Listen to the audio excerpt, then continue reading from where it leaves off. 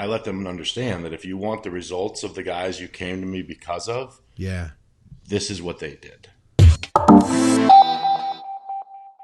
What's going on, everybody? This is Dusty HANSHAW, and this is episode 114 of It's Just Bodybuilding. As you can see, I've replaced Ron with me, sadly, but we got Scott McNally, of course, my training partner, Tommy Styles here stepping in because Ron is a little busy in Hawaii riding bicycles. I don't know. So I guess this time we'll cover anything but bikes on this week's episode of It's Just Bodybuilding.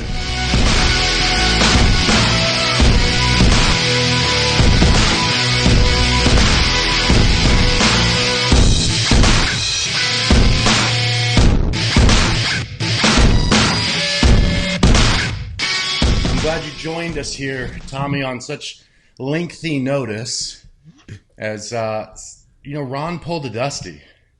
Yeah. He just didn't come on. And I actually woke up this morning and I'm like, I haven't seen Ron posting that he flew home. I bet you he's not doing the show. So I texted Scott and we communicated back and forth. And then Ron, midday was like, oh yeah, fuck you guys, I'm not coming. It might have been slightly nicer than that, but I was like, okay, well, let's just sit on this for another hour and a half and then we'll invite Tommy on to join us. But before we get any further, and so Scott does not get mad at me. Ooh, wow. We got to do the usual systems. Of course I did. So we need you guys to subscribe, like, comment. What's the other thing? Oh, ring the bell, of course, is my thing. But there's one other thing. Scott, what is it? Share. Yeah, that's good. Share. That's good. Look at you. Fucking Tommy stepping in already. Yeah, so the order's off, but you got to do all of the above because, as you know, this episode, we are screwed. But at any rate, so we're going to do some questions, internet questions. But first, we wanted to cover a few things that we got out early. We wanted to cover some topics. I told Scott, literally, Tommy, I texted him, I said, is there anything that we don't agree on? Like that that you're like, yeah, you're an asshole, which we agree on that. But anyways, and the reason I brought it up, quite honestly, is because last week I wore a shirt that some people agreed with, some did not. And those who did not were very against it. They could not believe that I would do such a thing. And I told Scott, what's funny about it is, to me, is life in bodybuilding, something has went sideways where for whatever reason you can't disagree and still be friends. You must be enemies immediately. Yeah. On anything, and which is comical because the topic that Scott immediately jumped on, he was like, I can't think of it off the top of my head, but I hate the way you do rows. And he did say, he said they work for you. Yeah. But, so Scott, give me your take on that, and then I'm going to kind of throw another extra twist that's kind of funny on the same topic. Okay, so first of all, when I thought about here's the deal is I can't actually argue with Dusty about the rows because they've obviously worked for him. And when we set this idea up, it's before Tommy was here. Since Tommy's growing a ton of muscle since he's moved out to Arizona especially, and I've seen him training much in the way you train. Now it's all not only is my argument not solid, but now it's also 2 against 1. So I'm just going to throw that out there to start. Handicap match. That said, I do feel like, because I'll see clients that I work with, especially guys that are newer, guys who don't have a lot of experience, listeners of the show, who they see Dusty rowing, Tommy, and they're like, holy shit, this guy is moving crazy amounts of weight. This is what I want to do. And I am terrified for them that they are going to destroy themselves, because I truly believe that most people are not designed to row the way Dusty rows. Well, here's what's funny about that, and that's why I laughed when I added Tommy to the thing, is you are correct that I can actually share multiple people that have done it the same way I do and gotten great results. But Tommy's actually the caveat to that, because he does not row at all like me. Oh, okay. His rows are, even a regular row, I'm more lean forward than Tommy is. His rows are much more controlled in both directions. There is explosion, but I mean, it's a much stiffer movement. Yeah. And quite honestly, when I row that way, my low back gets pumped. Okay. And I have like all of a sudden, and obviously I've dropped the weight because I must to row with that kind of form. Huh. But it's a perfect example because Tommy's back, the rest of our training is very, very similar. Okay. But his back is very thick, and the thickness movements across the board. I mean, I'm sure you agree, Tommy, that we're doing this, even when we're training together, we're doing the same thing, but we don't do it the same. Huh. And we have the same result. That's happened. So what did you do, Tommy, when we started? Because, I mean, obviously, he came in, we were training very the same, but he knew on his own to make adjustments. So what kind of went down where you were like, this isn't working for me. What should I adjust? I pull as hard as I can pull with my back. So I think if people are looking at you row versus me row, we're getting the same result. We're doing the same thing. You just have insane velocity with how you can pull with your back. And if I tried to do that, it wouldn't be back that was initiating the movement. It would just be me throwing the weight with my arms. I also think you can sit into that, your hips back into that hinge, and you don't have to think twice about it. I row a little bit slower because I have to think about keeping my hips locked back and not rounding my lower back. Yeah. That's probably the two differences I can see. Yeah, it makes perfect sense because it's funny, and I don't know how much you watch the Q&As when I do them, Scott, after we do the episodes, because I always answer the questions too. And very common, a question will be, is X good? And I'll always say, well, I don't know, is it? I mean, for me it is, or for me it isn't. But I think in bodybuilding, that's where people go wrong, is it's got to be one way or another. I like to look at it across the board like, well, how did Dorian train? Okay, I consider Dorian extremely focused on form, moving the weight with the muscle. Well, that's the only way to get a huge back. Then I watch Johnny Jackson train, and I'm like, wait a minute, shit. Yeah. He has a huge back. Okay, well, let me look at Ronnie Coleman train. Ah, shit, now we got three different things. He has a huge back. And I like to use Max Charles as an example. Love Max. His range of motion on almost every movement is the smallest range I've ever seen. Nowhere near a lockout, nowhere near stretch. Okay. And then I look at the results and I'm like, well, what are you going to say? Yeah. Like, I mean, it's working. And I think that's something that I like to drive home because we get so opinionated on this is the only way. And you can ask the majority of my clients, like they'll say, hey, I'm trying to think. I just had a guy the other day. He was like, oh, this movement, I just don't like it. Should I change my feet? Should I change my... And I'm like, just change the movement. Throw it away. Yeah. I mean, a big one, like, I love barbell skull crushers. Most people, that'll kill their elbows, fuck their wrists, do anything except for their triceps. Yet they want to do it because one person has good triceps that does them. Yeah, yeah. I bet my triceps have nothing to do with those. I do those because I like them. I wouldn't say that I definitely wouldn't attribute the size of my triceps to doing skull crushers. You know what I mean? So just an interesting thing, and I think we can all look at that across the board, with training in general. Because, for example, when Tommy repeated that back, it's like, oh, no, we're doing the exact same thing. My old training partner, Will, used to say that he could see I could recruit muscle better than most, no matter how I do it. Just my body connects naturally.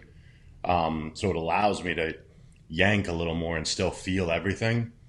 Whereas, sometimes, just like you said, Scott, some of my clients will send me videos. I'm like, oh shit. Oh shit. Don't ever do that again. Yeah.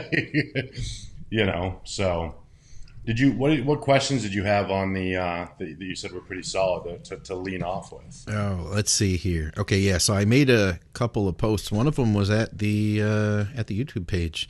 I just made there's that little community tab. And so I don't have the fancy screen caps that I often do here, but I did post a picture of me and you together. This is the first. It's obviously you guys can't see that really well. This was at the Lift Factory. This is the first time that I ever met Dusty out there in Vegas. Ron and Dusty were just finishing training, and me and a few people were getting ready to work out.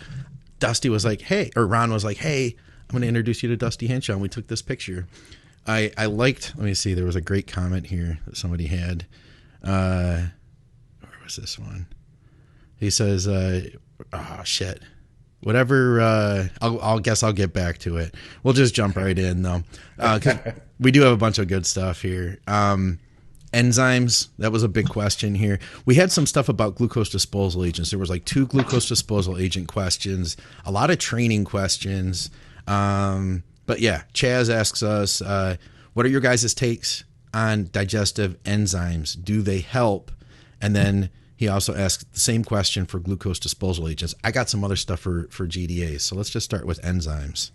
Well, I'm going to let Tommy lead off with this because believe it or not, he is the resident mini expert, in my opinion. I kind of go to him with some of his company's products on this one as well. So you can share your company too, Tommy, with what they make.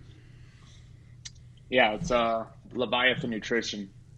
Will Whitlock's the owner and formulated all the products. So I linked up with them right after Junior Nationals.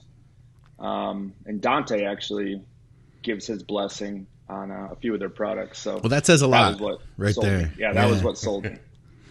But they have a product called GI Support. It's got prebiotics and probiotics in it. Zinc, carnosine, a few other ingredients.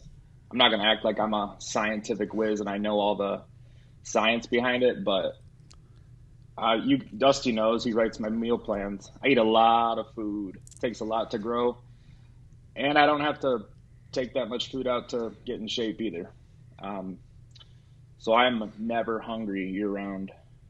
So I'm always bloated, always dealing with issues digestion wise. And I used to do the enzymes thinking that they did anything, and once I started taking GI support, I realized the enzymes were never doing anything. So between taking the GI support 3 times a day and then adding some betaine, HCl, just for indigestion and acid reflux, that's kept my digestion pretty in check. And what's the biggest change you saw when you switched to that from just taking, as far as what you felt, from just taking straight enzymes? No bloating after a meal.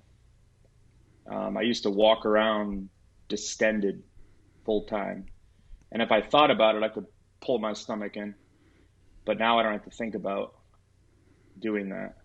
It's just, I can finish a meal, a large meal, and still be able to, hold that TVA in, not a vacuum, but just keep my stomach in. Yeah, I think that's huge because I don't know about you, Scott, but I actually eat 2 hours before I train. I know most people like it to be shorter, but if my stomach isn't empty, yeah, I don't like putting my belt on. I don't think I have any digestive issues, but I really do like to be empty. So I can't imagine feeling bloated and then getting ready to do some deadlifts or squats or something with a belt pulled tight. I'd seem like I'm halfway in the wrong direction already. Yeah. I found the hardest thing for me to wrap my head around was using an HCl, like an acid product, because everything that we've been taught in Western society is that we need to do something to get rid of the stomach acid, we need to take a pill that's going to block stomach acid and soothe our stomachs or, whatever. So I grew up always thinking that if I had a problem, my dad would be like, oh, here, take a Tums. And then when I got a little bit older, it was like, here, take a PPI, and now we're finding a lot of that shit's really bad for you. So the idea of taking a product that actually is an acid because I have indigestion and that's going to somehow help me even though, so I had hooked up with a guy named Wade Lightheart, and he owns a company called BioOptimizers, and he sent me out a bunch of stuff. And one of them was a bottle of HCl. I took everything else, awesome probiotic, good enzyme product, but that HCl just sat in my cupboard forever. And like 2 years later, I was like, okay, next time I get any kind of indigestion, I'm going to start trying this. And I swear to God, it was a game changer. And now I have a bunch of the people that I work with who have had stomach issues.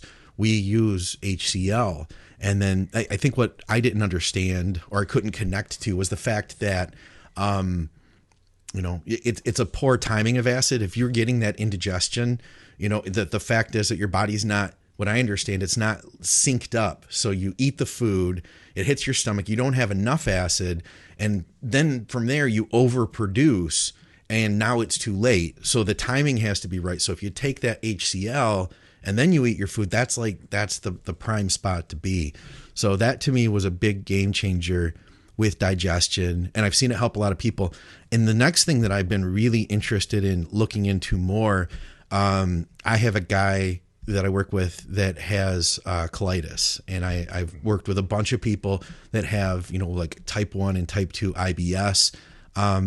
I'm really interested in looking at how beneficial BPC 157 is for people that actually have like a digestive health problem, because I'm seeing, they're doing studies on it. I've seen how good it works for me. Like if I tweak my shoulder and I take some BPC, I'm golden in 3 days. So I'm interested to see what it can actually do for people that have an issue. And it's kind of untapped. I think it's kind of brand new, but, and I think it's something that's going to be relatively safe too. I mean, it's basically a protein that's produced in our gut that helps to break stuff down. So it helps to repair. So that's where I'm at with digestive stuff.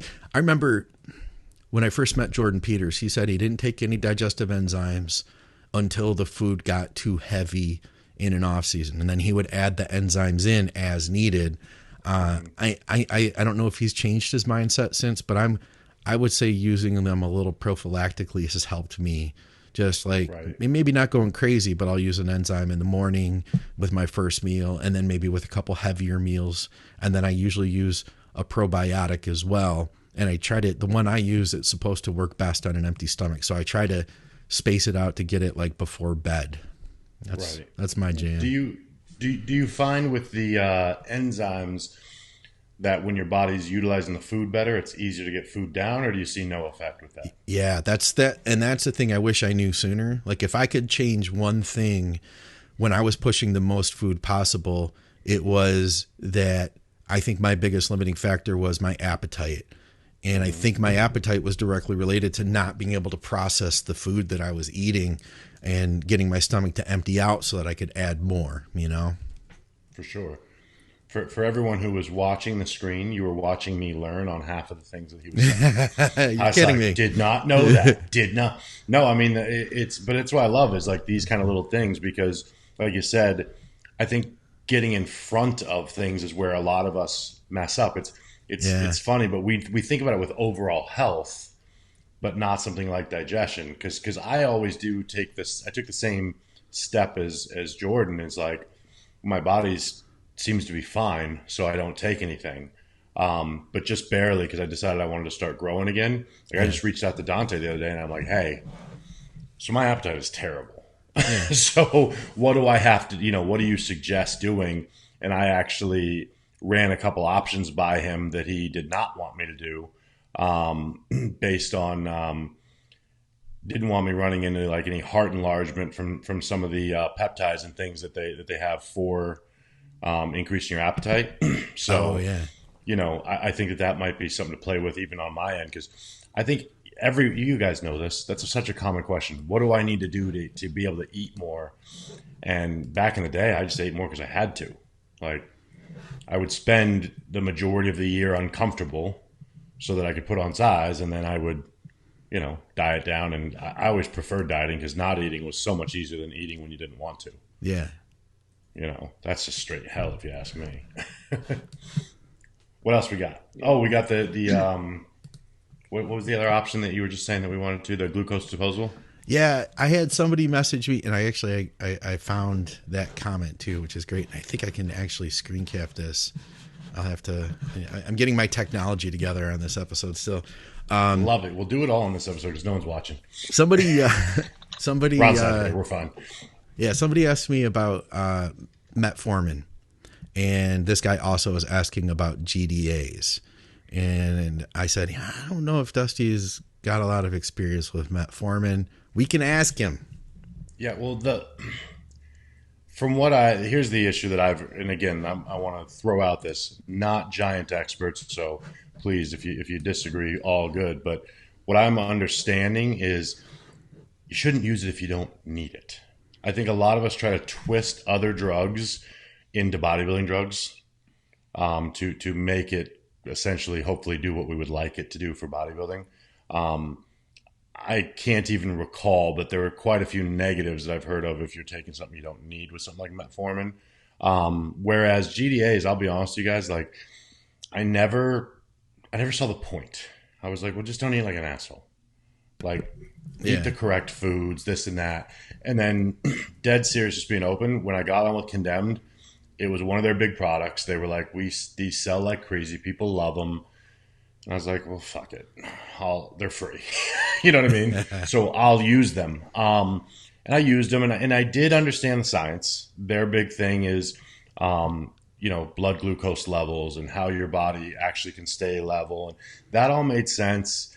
But what I don't like about some supplements there was nothing measurable. I couldn't feel anything. I couldn't be like, oh yeah, this is working, until I started keeping track. And I like to check my blood glucose in the morning. And it just started dipping. Yeah. And it was the only thing I changed was I was taking those. I was taking about 4 times a day at the time because I was pushing food down pretty good. So I had 4 meals that were pretty high in carbs. So I was taking 2 of those a day with the meals, no changes in diet. And next thing you know, like blood glucose started dropping. And I'm like, and it's one of those things where I've had this happen a couple times with supplements where I see a change and I don't know what's from. Because you can't get me on placebo because I'm not thinking about it. You know what I'm saying? Yeah. So I'm like, well, that's good. Why is my blood glucose 78 in the morning when I'm eating like this? Oh, well, like whatever. It's a fluke. You know what I mean? Yeah. And then after like a week or so, it was like a light bulb one day as I was taking 2. I'm like, oh shit. This is the only change. And this is not what I was taking this for. And then literally last week, one of my clients, Heather, that I started on it, she said, hey, weight's about the same, but I do have to point this out. My blood glucose fasted is down like 10 points after a week. And I was like, oh shit, I didn't even mention that to her. Like, I didn't tell her to look for it, So that is something that I think is imperative. And I know you guys can go into depth on it as well. Like, if you want to get in shape for a show, the first thing I look at, even before I look at how fat you are, is what do your blood sugar levels look like? Yeah. Because if you're at 110 and we're starting your prep, we are in deep shit. Yeah. I don't care, what you're going to do with the diet. It's like that's the worst thing when you start working with somebody and you let's say you start changing let's pull out 100 carbs even, or you start with 50. Let's pull 50 carbs and you see nothing. You're like, and then you pull another 50, nothing. When you see somebody who's like non-responsive to small changes, that's frightening. Especially in the beginning. Yeah. Because you guys know this, like you start a change, you add a little cardio and like you said, pull out 200 calories. And most people are like, oh, I'm down 7 pounds. Yeah. That's what you expect. Because that also pulled the garbage and whatever else. If I see no change, I'm like, oh shit. That's why with people that I work with year round, before the prep begins, I start eyeing that like during the off season. Where are we at right now? Just tomorrow morning, give me that number. Yeah.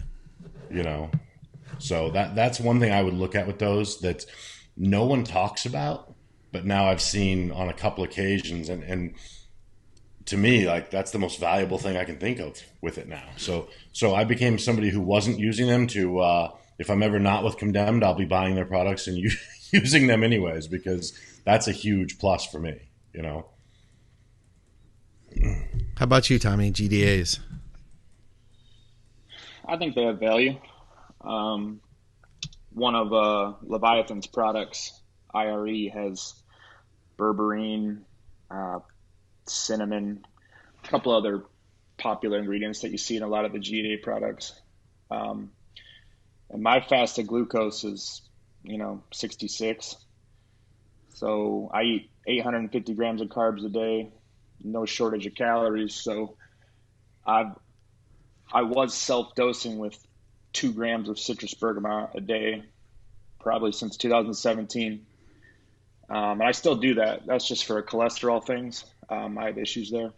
Yeah. But I know it helps with blood glucose just because I've watched my number trend downward as my food's gone up since I started working with Dusty. And the supplement list he sent me in 2017 when I started with him, it said, I remember this, it said, take citrus bergamot for the rest of your life every day. No kidding. I have since. There's a few obsessive things that are on the list. Of course, you know, just being straight up, my list comes from Dante's list. I'm always like, am I missing anything here? Because he comes out with, he'll just text me sometimes and be like, hey, you got to try this. And I'm like, I'll order it. And then like it comes in and I'm like, hey, what does this do anyways? I have it now. You know, but I'm like, if he tells me to buy it, done. It's on the way.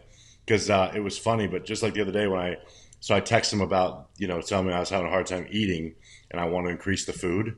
And I get a link to cereal. He goes, do you like Cocoa Puffs? I'm like, yeah.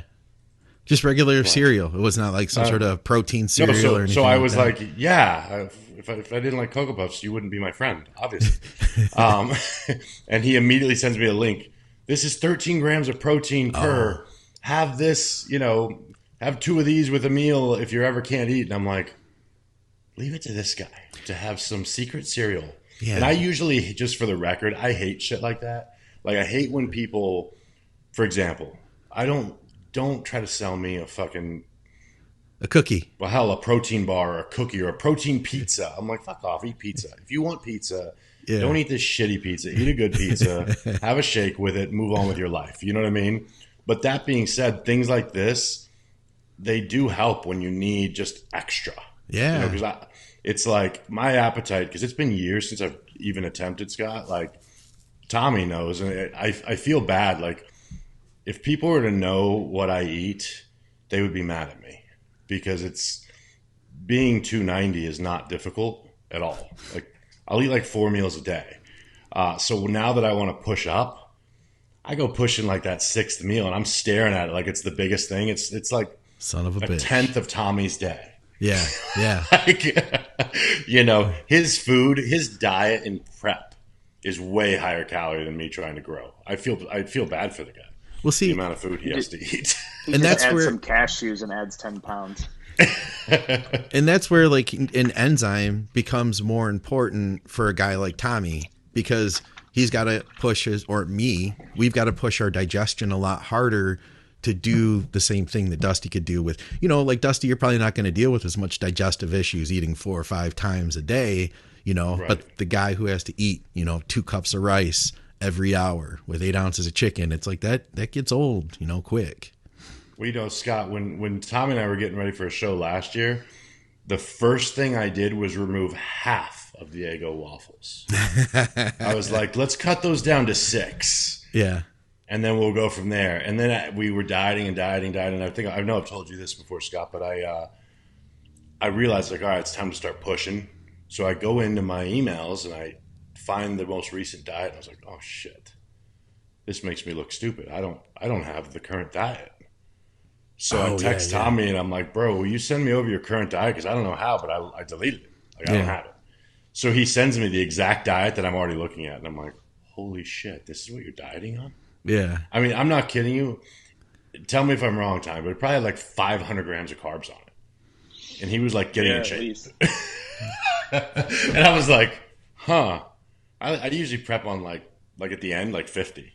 And I feel perfectly fine eating 50 grams of carbs and can train and everything else.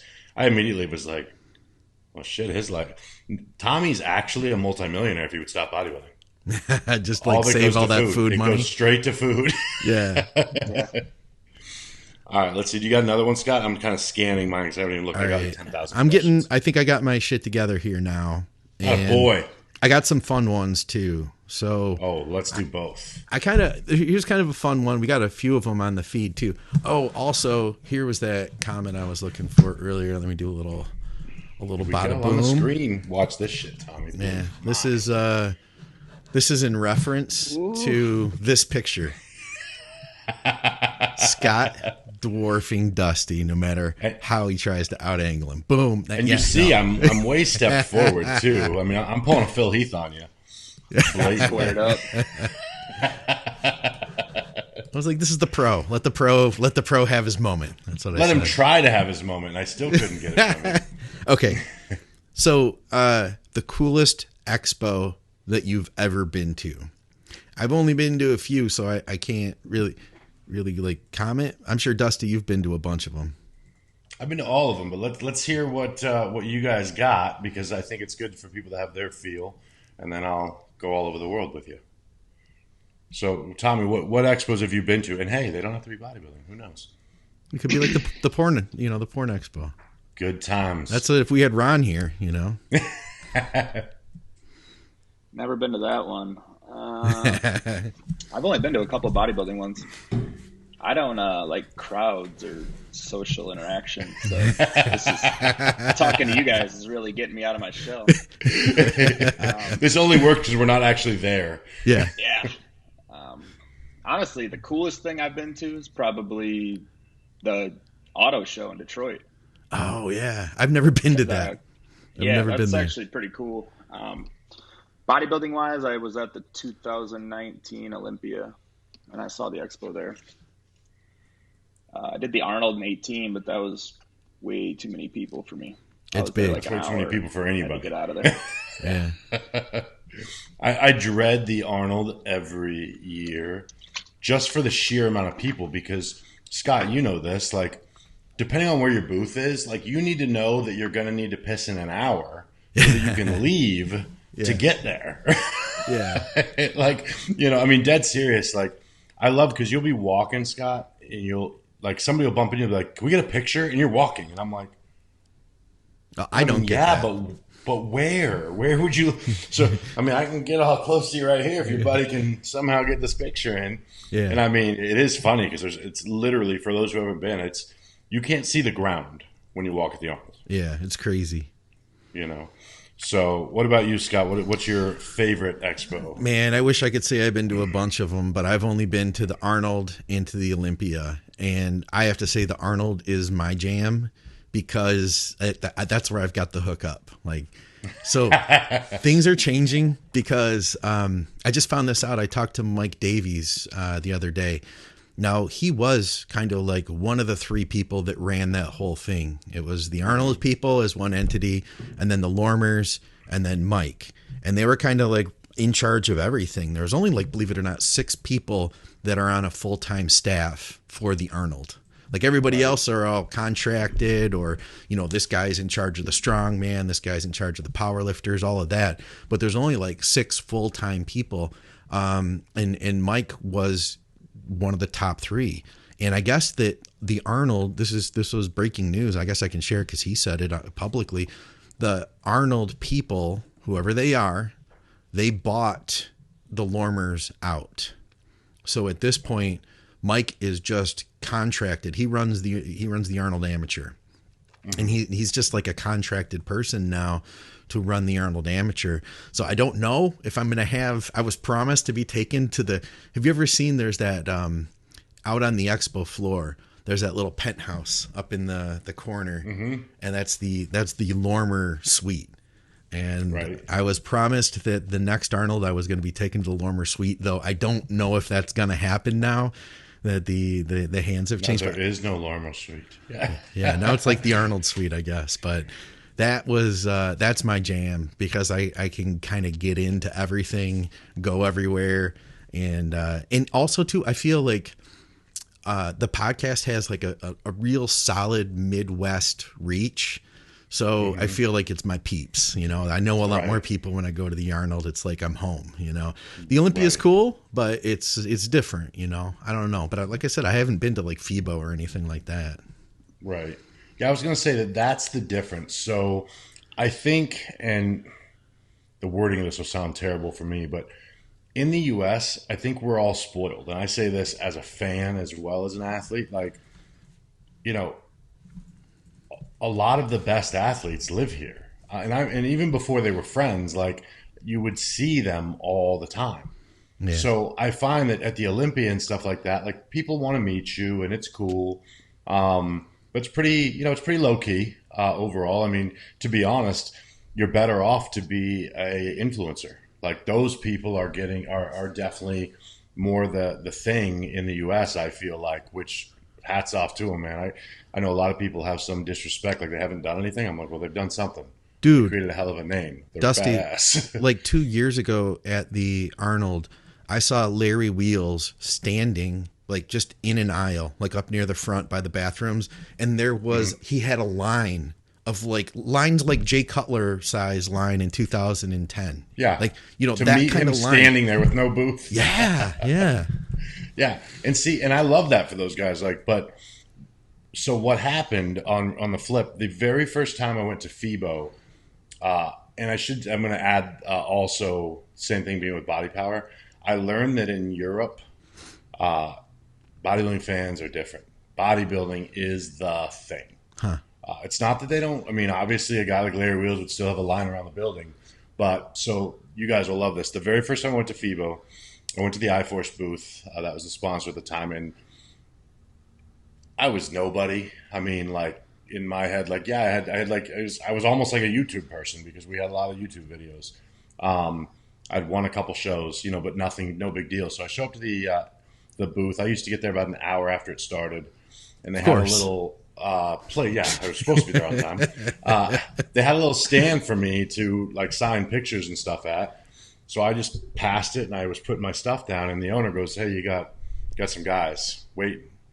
So I was thinking like I would turn around, there'd be 2, 3, like as in a couple friends. I turned around, there was a line. Holy shit, that's cool. And I was like, well, then I was confused because like, who the hell do they think is here? But I did find that weekend. I mean, that was the big like, holy shit. But I was busy all weekend, and people knew everything. They knew the shows. They knew my dogs. They're into it, which was super exciting because for me, that was something I just always thought proved you were doing your job. Like people knew who you were, whether they liked you or hated you, they knew of you. Yeah. So having that was kind of cool. And then Body Power ended up being the same thing. And this happened the rest of the time I would ever go to those shows. And I just realized that bodybuilding is it's just on a different level there than it is here. And I think that some of it is how many pros we have. Huh.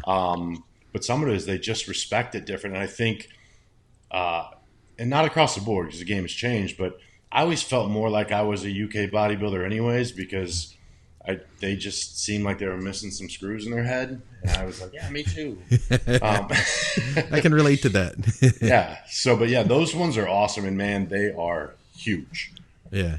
Like, I mean, FIBO is the Arnold times like 6, 7. You're 8. kidding me. It's huge. I Now didn't the realize amount of that. it doesn't feel like as many people because it is so big. Yeah. But it's supplements, equipment. I mean, it's just a giant thing. Like I wouldn't even leave our hall because there's shit everywhere. I wouldn't even know where to go. Yeah. What else we got? All right. So here's another one from the feed over at YouTube from Jen. She says, love the podcast. This may be a good topic for your other shows also. Would love to hear more about female bodybuilding, such as your experience with female clients, hormones, prepping, PEDs, and other natural supplements, digestive system, aids, water retention.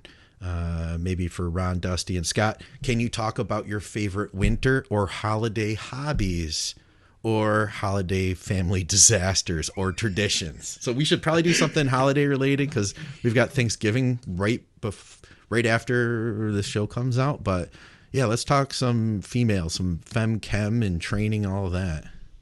Well, you guys lead off because I talk too much. So go ahead. As far as a non-hormonal one, you can Abolic by the Lab, which is Dante's other company, or it's part of True Nutrition. Yeah. Mm-hmm. I've had some good success with females on that. Have you? Both that are enhanced and that aren't enhanced. I'll include it in both programs. I've actually taken it too. You have to go higher dose as a male, like 6 caps a day, maybe 8. But I would compare it to probably, I don't know, 15 milligrams of Anavar, 15 to 20. No kidding. As far as pumps and feeling. Yeah, I don't disagree with that at all. I've done it too. Yeah. Yeah, that one's strong. I think, Scott, like, let me ask you this, because I feel like you've got a really good center with this, especially with your other half. How do you approach females differently when you start off with them as far as diet, hormones? 'Cause I think that's the spot. When I read this question, the first thing I think of is eliminating, what I call it, like variables before I start making changes. I'm trying to think. I don't have a good answer offhand, so I'll just kind of talk it out for a minute. Get them on a consistent plan, right? For starters, number one, make sure they're not, too hungry or too full. And then from there, I start making changes just like I would with a guy. I'm thinking nutritionally here. So, you know what I mean? Like, we're just trying to get progress moving. I guess I feel like sometimes females can be a little bit more temperamental, their bodies, their response.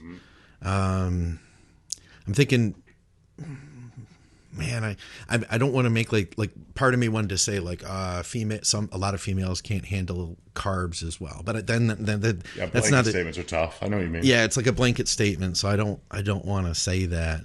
I will say this. I'll say that there are some females that have gotten a poor hand dealt to them.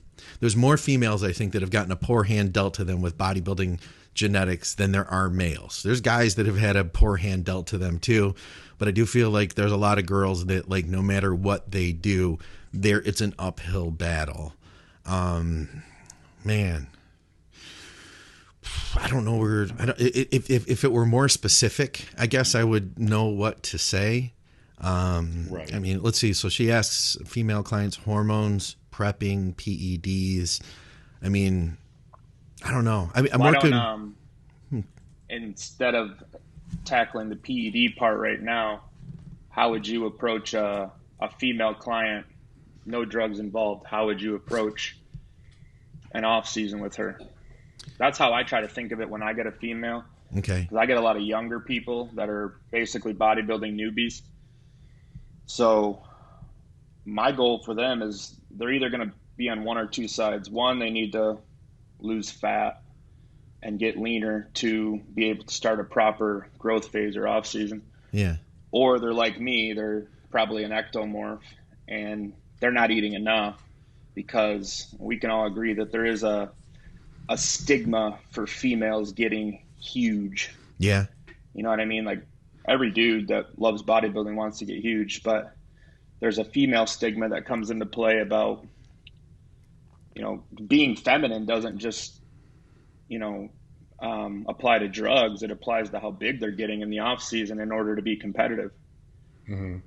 So if I get an ectomorph who's not eating enough because she's afraid to get too big, she's training 6 times a week and doing 60 minutes of cardio a day just because, the first thing I have to do is take their activity down and give them more food.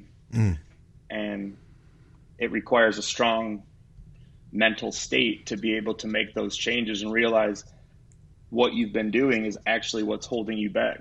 Yeah, I could see that. I think you nailed something there, Tommy, that gets missed a ton and I mean, we could go into a lot of directions with it, so I'm going to try to keep it purely bodybuilding. But because females across the board are sexualized, they're not allowed to make decisions based on their goals. So if you see me right now, let's just say I was 10 years younger and I'm pushing, and I'm 290 right now. So let's say I was 330. So I mean, obviously just heavy. Yeah. And I said, yeah, but I'm getting ready to compete next year. I need to get as big as possible. You guys would be like, hell yeah. Doing what it takes. You know what I mean?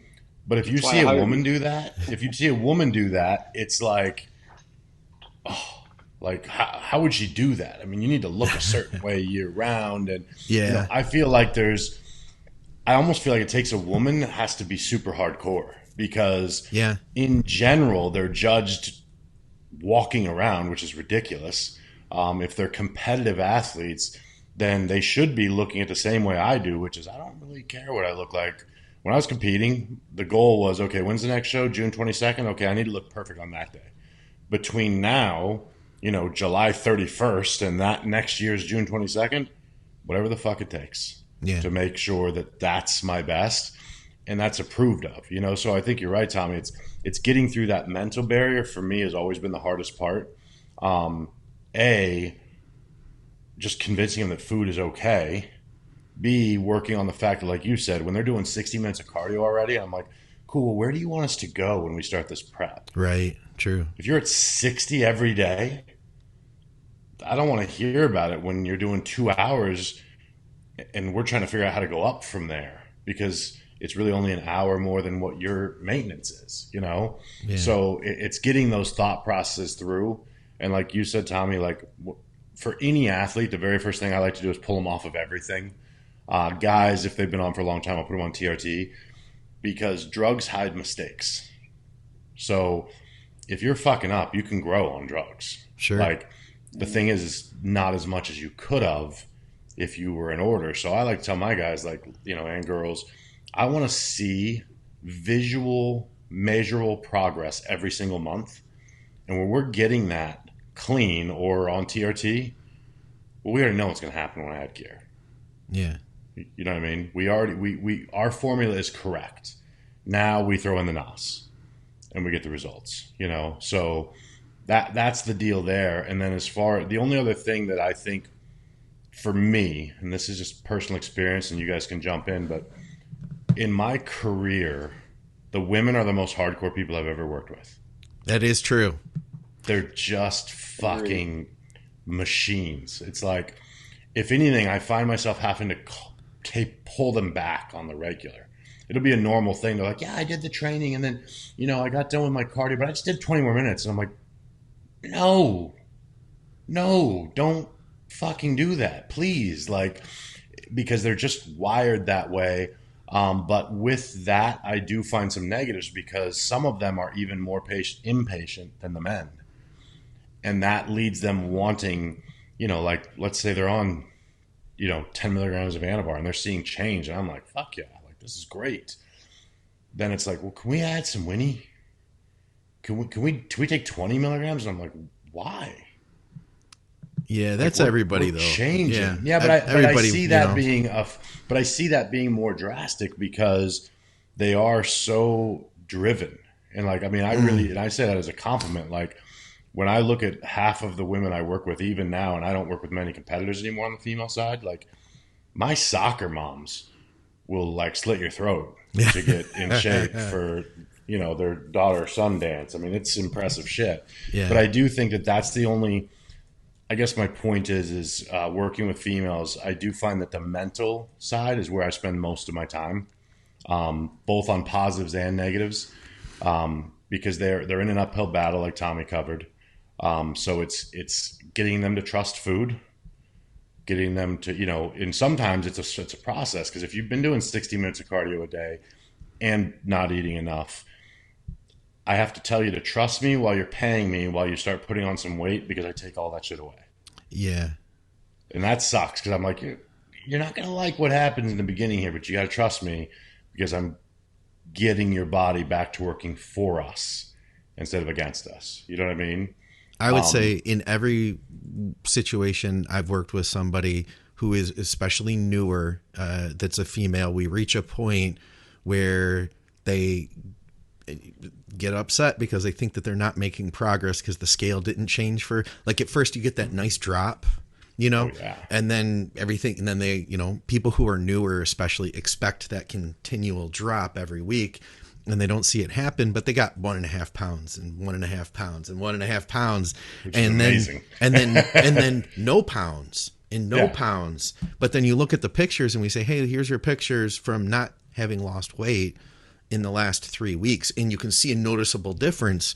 It's still, though, then things get grounded again, and that lasts for a couple weeks. And then that same conversation often does have to come up again. And I think that's especially with newer people, you know, but I do think, and I think like you said at the beginning, Dusty, the because women are so sexualized and because they, you know, there's the expectation set on them by society that there is kind of like more pressure to, you know, to achieve something, and that the scale relates, it's in part of that equation. You know what I mean? Yeah. The scale has to move. I like to remind both male and female clients, because they'll be like, I got to see myself at X weight. And I'm like, you wouldn't care if you weighed 300 pounds if you look like this. Yeah. I like to remind them that, like, forget the scale for a minute.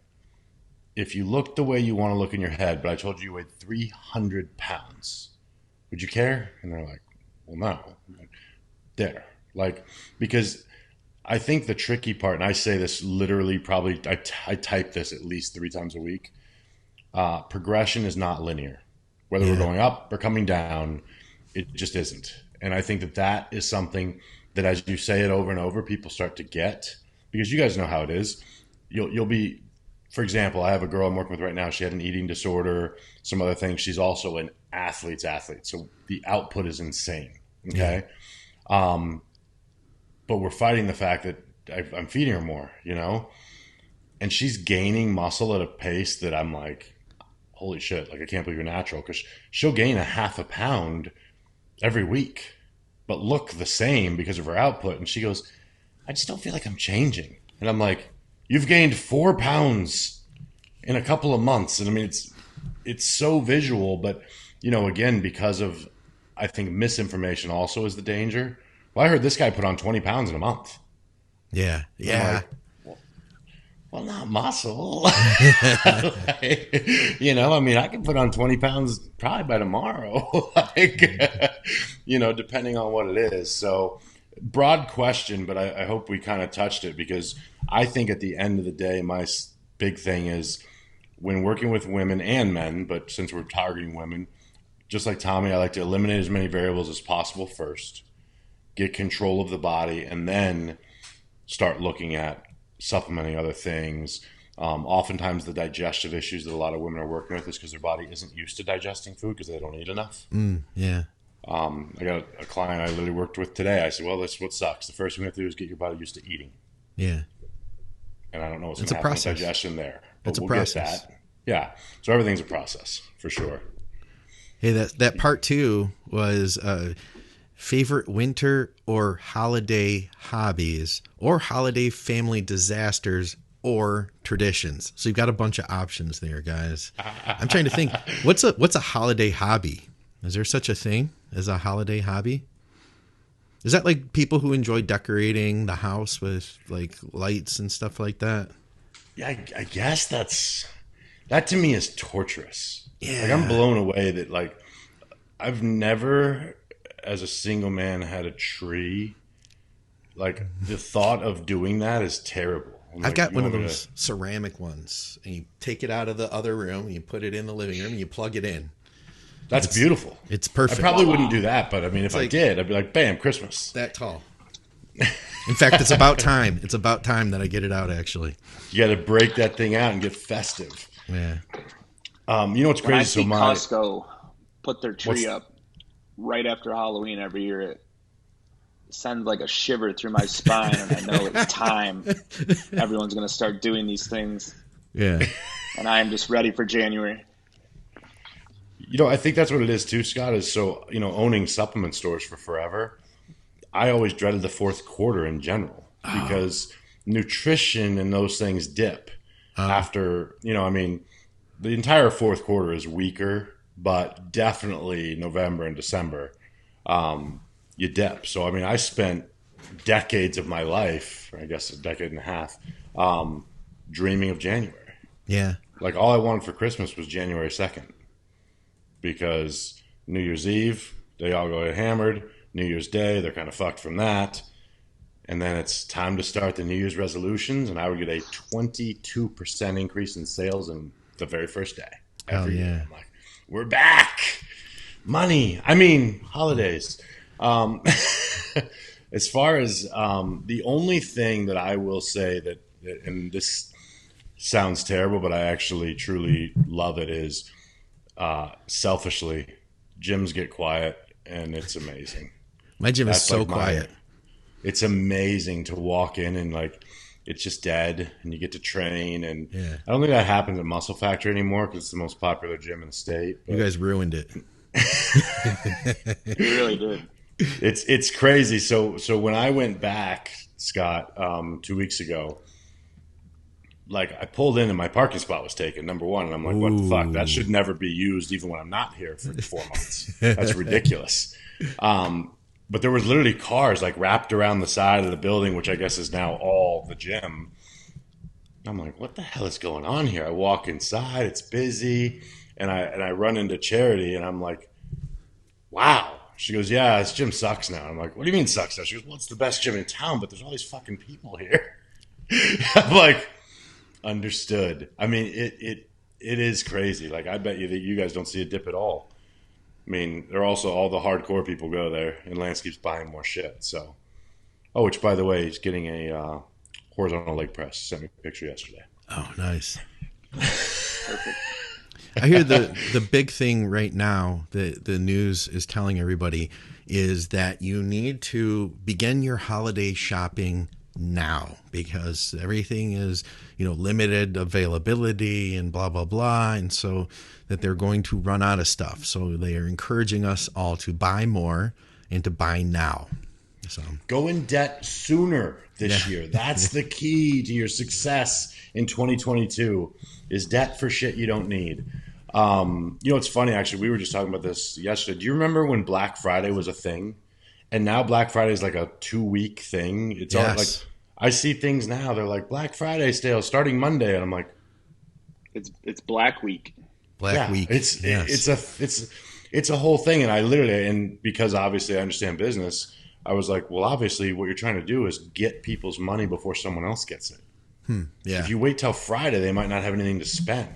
That's true. So it's fascinating because I actually don't buy Christmas gifts. I never have. Okay. My friends and I, and Tommy knows this, like we agreed years ago. Like if you want something, buy your own shit. What's that have to do with me? Like, because that's how it works. It's like for someone like me who has such a huge array of friends, 3, it could get very expensive to buy 3 people something. So I'd rather they just cover their own shit and we're all good. It's not awkward like that. Like, same thing with, and I just give cash, like for my mother and stuff. I'm like, I put $2,000 in your bank account. I like that. Hey, Merry Christmas. I like that. I got to get to be better friends with Dusty, I guess. It's well, you got to be my mother, apparently. Oh, shit. That's the magic. I mean, that's the secret right there. That's been taken, my friend. All right, I think I got another one here. We got a beef protein powder question. Let's see here. Boom. Okay. Any experiences of beef protein powder? I'm a fan as it comes in flavors such as orange rather than whey flavors like chocolate or vanilla. It should have similar efficacy as whey, but I think I'd see more results from whey. Man, I'm getting all sorts of calls here. I gotta decline that. All right. Or maybe I'm just old now. Thanks, guys. I think he's thinking a lot harder than he needs to. Yeah. Yeah, because he didn't mention that he was seeing any issues with whey. Why switch? Anytime you start going down the road of thinking you're going to get more results with something, it's probably just you're chasing a carrot that's not there. In my opinion. Well, and one thing it's absolute fact now. I mean, it's literally, I was trying to search for it real quick, but I just read a study like within the last few days. If you're bringing in adequate protein daily, they literally say it does not matter what source. Do not worry about the time it takes to digest it. Now, I've known that for forever, generically. Just because I've always been a proponent. I mean, don't get me wrong. I understand micronutrients. But overall, the biggest thing is just protein. So if you want to drink orange protein and it's beef, fine. Yeah. But if you're thinking that you're switching from whey to beef made it better or worse, or vice versa, unless you're seeing a digestive change, which is fine. I was going to add don't that worry for about sure. it. Yeah. If you see a digestive change that's positive, absolutely.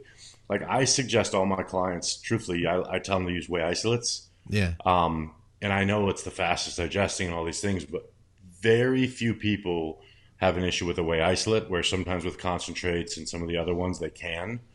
So I just try to eliminate that variable. But, you know, overall, if you're not having a digestive issue, it's literally protein.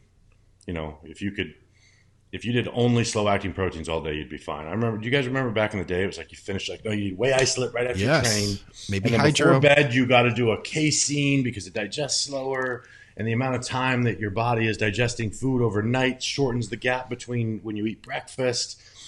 There were so many things that and I preach that shit at my stores. Like, you need 17 bottles of protein at your house for sure. And the guy's like 186 pounds. And I'm like, trust me, bro, this is the secret. You know what I mean? I bought into it. We all did. We all did. Well, so did I.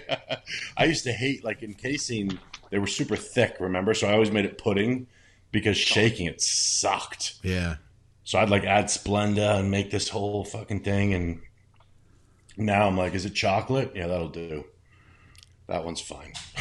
I use the Team Skip protein blend from True Nutrition with egg and casein, and there's another one in there. Egg, casein, and is it a whey, I think?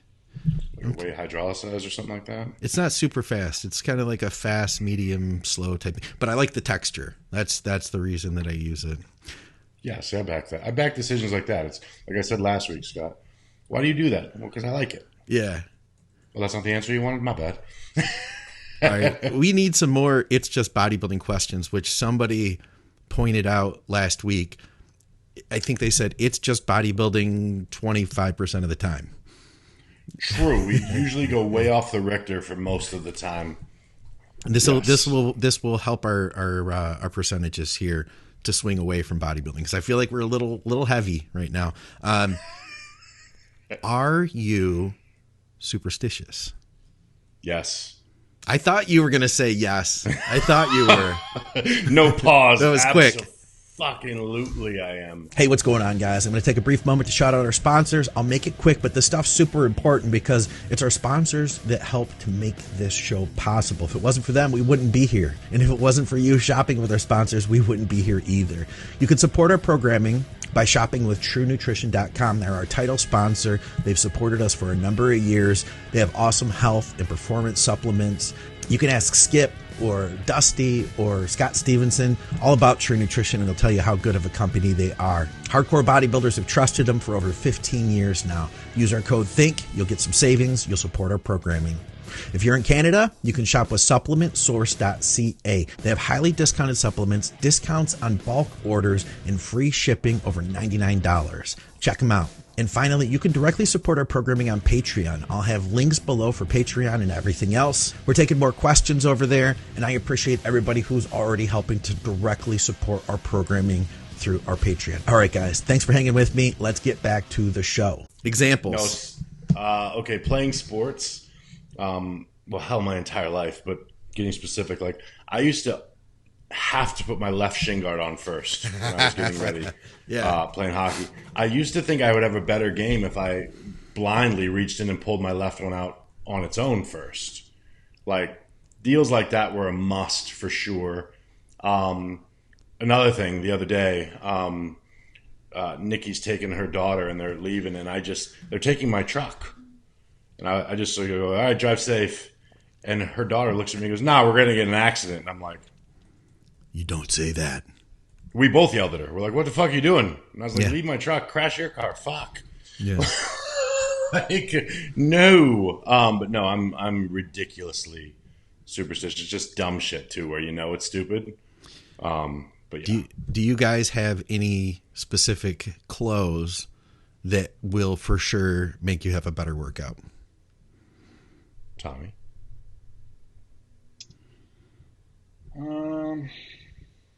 I don't think so. I think they're all lucky for me. Yeah. I have some songs that if I have headphones in, that guaranteed do well songs. Yeah. Yeah, that but makes sense to me.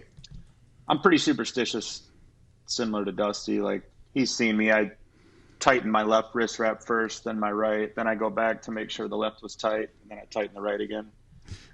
Oh, yeah, it's an ordeal. I was the same way with baseball. Yeah. When I get on the platform to pull, I always place my left foot first, then the right. Just stuff like that. It's, in my head, it's stupid. It probably walks on the line of like OCD, because when I pump gas, it always has to be on either a 5 as the last number or a 0. Oh, that's so irritating when you mess that up, Can't and then lose you that have to shit keep at going. 51. Yeah. It'll ruin my day. God damn it! I have to siphon gas out because it won't put any more in. Yeah. I'm overflowing my tank onto the ground to get it right. Well, you know what's funny though, Scott, is although I agree, like I called some of those things superstition, I actually believe that some of that's just systematic too, though. Because, for example, and I definitely learned this coming back from being sick, is there's a certain way I always do things leading into a lift that I feel like, because, for example, you know, a lot of people go into the gym and they're just amped the whole time, and it's like, this is time for beast mode, and that's not Tommy and I. Like, we don't talk a lot, but there'll be wisecracks or whatever between as we're warming up. But what I do to approach a bar to do a real set is the same every single time. Like, he could probably mimic with no thought exactly what I need to do. Yeah. I mean, I walk away to go put my belt on. I take a second. I come back. I got a little conversation in my head. Same as Tommy, like, get my hands just right. And I found actually when I was coming back that it was difficult to find some of the basic lifts like deads and stuff, because I needed to refine Your that rhythm. routine, Yeah. which kind of told me, okay, now when I pull this bar, it knows to go to work. So there, some of that I think is superstition, but some of it I think is actually just centering yourself for work, you know, because I teach that to clients all the time when they're like, oh, because they'll say like, what do you do when you have an off training day? And I'm like, I don't. What do you mean? Because unless there's and even if there was an injury that I'm going around, well, that's just a different workout. It'll still be good, you know. But I feel like a lot of people, the reason they have on and off days is they're not prepared to go to work when they get to work. Yes. Yeah. You know, they come in, they're distracted, they've got all these things on their mind, and then they keep them with them in the gym, and then they're stunned when they go to push the bar and it's not there. I'm like, well, why are you thinking about work and your girlfriend and your dog and all this shit? Like, if you need to be focused on them right now during this hour, then get the fuck out of the gym because your priorities are fucked up. You shouldn't be training. But if you can exit that part of your life for 1 hour and it'll still be there and everything will not implode, then leave it the fuck in the parking lot. And then that's why I think those systems help, because they do allow you to turn that shit off and roll. But yeah, as far as the actual superstition, I have plenty of that as well.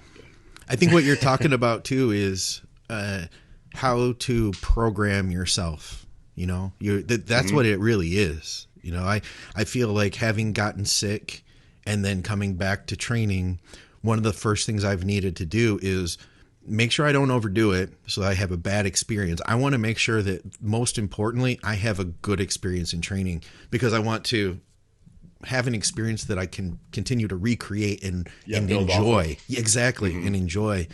And I feel like there's been a bunch of those little things that I've noticed that are part of my programming. And one of them comes down to pre-workouts. Like when I take something that has beta alanine in it, and you get that, like that tingle sensation. I get it on my neck mostly. I'll get that tingle sensation 10, 15 minutes. I think it's like a Pavlov's dog thing for me, where that's a physical sensation that I associate with being switched on. You know what I mean? It's just part of it. It's just like it's to me like this little cue where, like, like you said, you leave behind that other stuff and now you're entering into what you're about to do. But I had a pair of shoes. Here's my superstition. I had a pair of shoes. I hurt my back wearing them. They had nothing to do with like where I was sitting or anything like that. And then like a month later, I tweaked my back again. And I decided, like, no, it's the shoes. I'm never wearing those shoes again.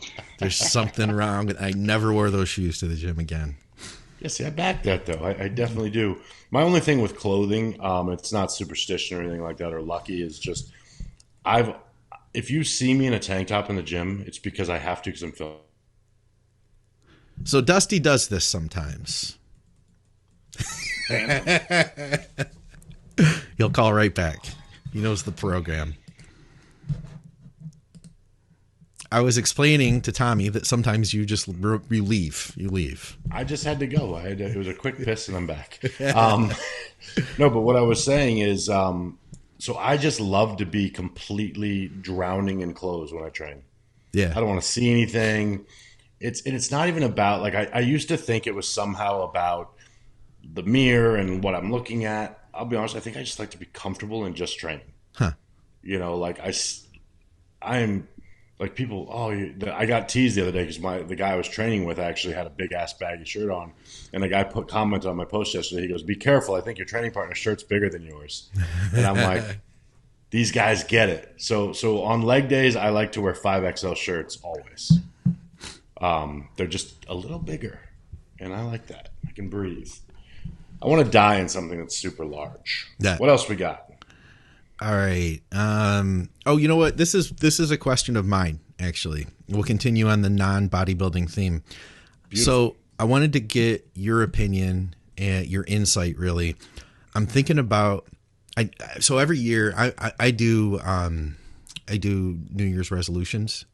And I know that a lot of people are like, fuck it. If you're not going to do it, just make it part of your life, all that. But I try to set a few things and then I'm like, okay, these are things I want to achieve.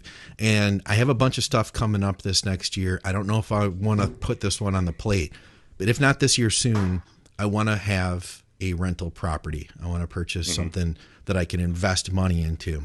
And I asked Dante his thoughts on investments. And he said he thought that he was one of the people that kind of swayed me to think about this, because he said that investing in property is a great way to make money. And I know this is something that you've had experience with. So I just kind of wanted to get some insight from you on this. Well, I'll start with what I consider the most basic thing, which is, and when I think of property, I think of land, buildings, houses, all of the above. Within reason, and I understand water, so no one jump on my back, but there will not be more dirt before you die on this earth than there is right now that's available to purchase. So the more of it that you can own between now and death, the better. Because more people are coming around, more people are doing things. So the more properties you can own, the better. I mean, people want to rent. There's been periods in my life that I have rented the place I lived in and owned properties I didn't live in. I've owned properties I've never lived in. As far as my personal opinion, and Dante does primarily, he owns like long-term rentals. I've done that. I find, and I shouldn't, speaking more actually about from experience of people who have done more of it than I have, you are married to the person who rents your house. Yes. And that to me can be really shitty or really good. I've been a renter before. I rented one lady's house for 4 years, and she never raised my prices even though the market climbed, because I never called her and I paid my rent. Yeah. And I am obsessive. So the house was cleaned every week and the yard was done and all that shit. But for every me, there's 15 complete assholes. Yeah. So if I was going to do like my very first purchase, I would pick a property in an area that would be great for an Airbnb short-term rentals. You're not married to the people. They're in and out. You make your money. You make a large amount of money in a small amount of time every time. Depending on where you purchase, you can literally have it rented for 70% of the year and turn a massive profit. That's what I was thinking. I was going that direction.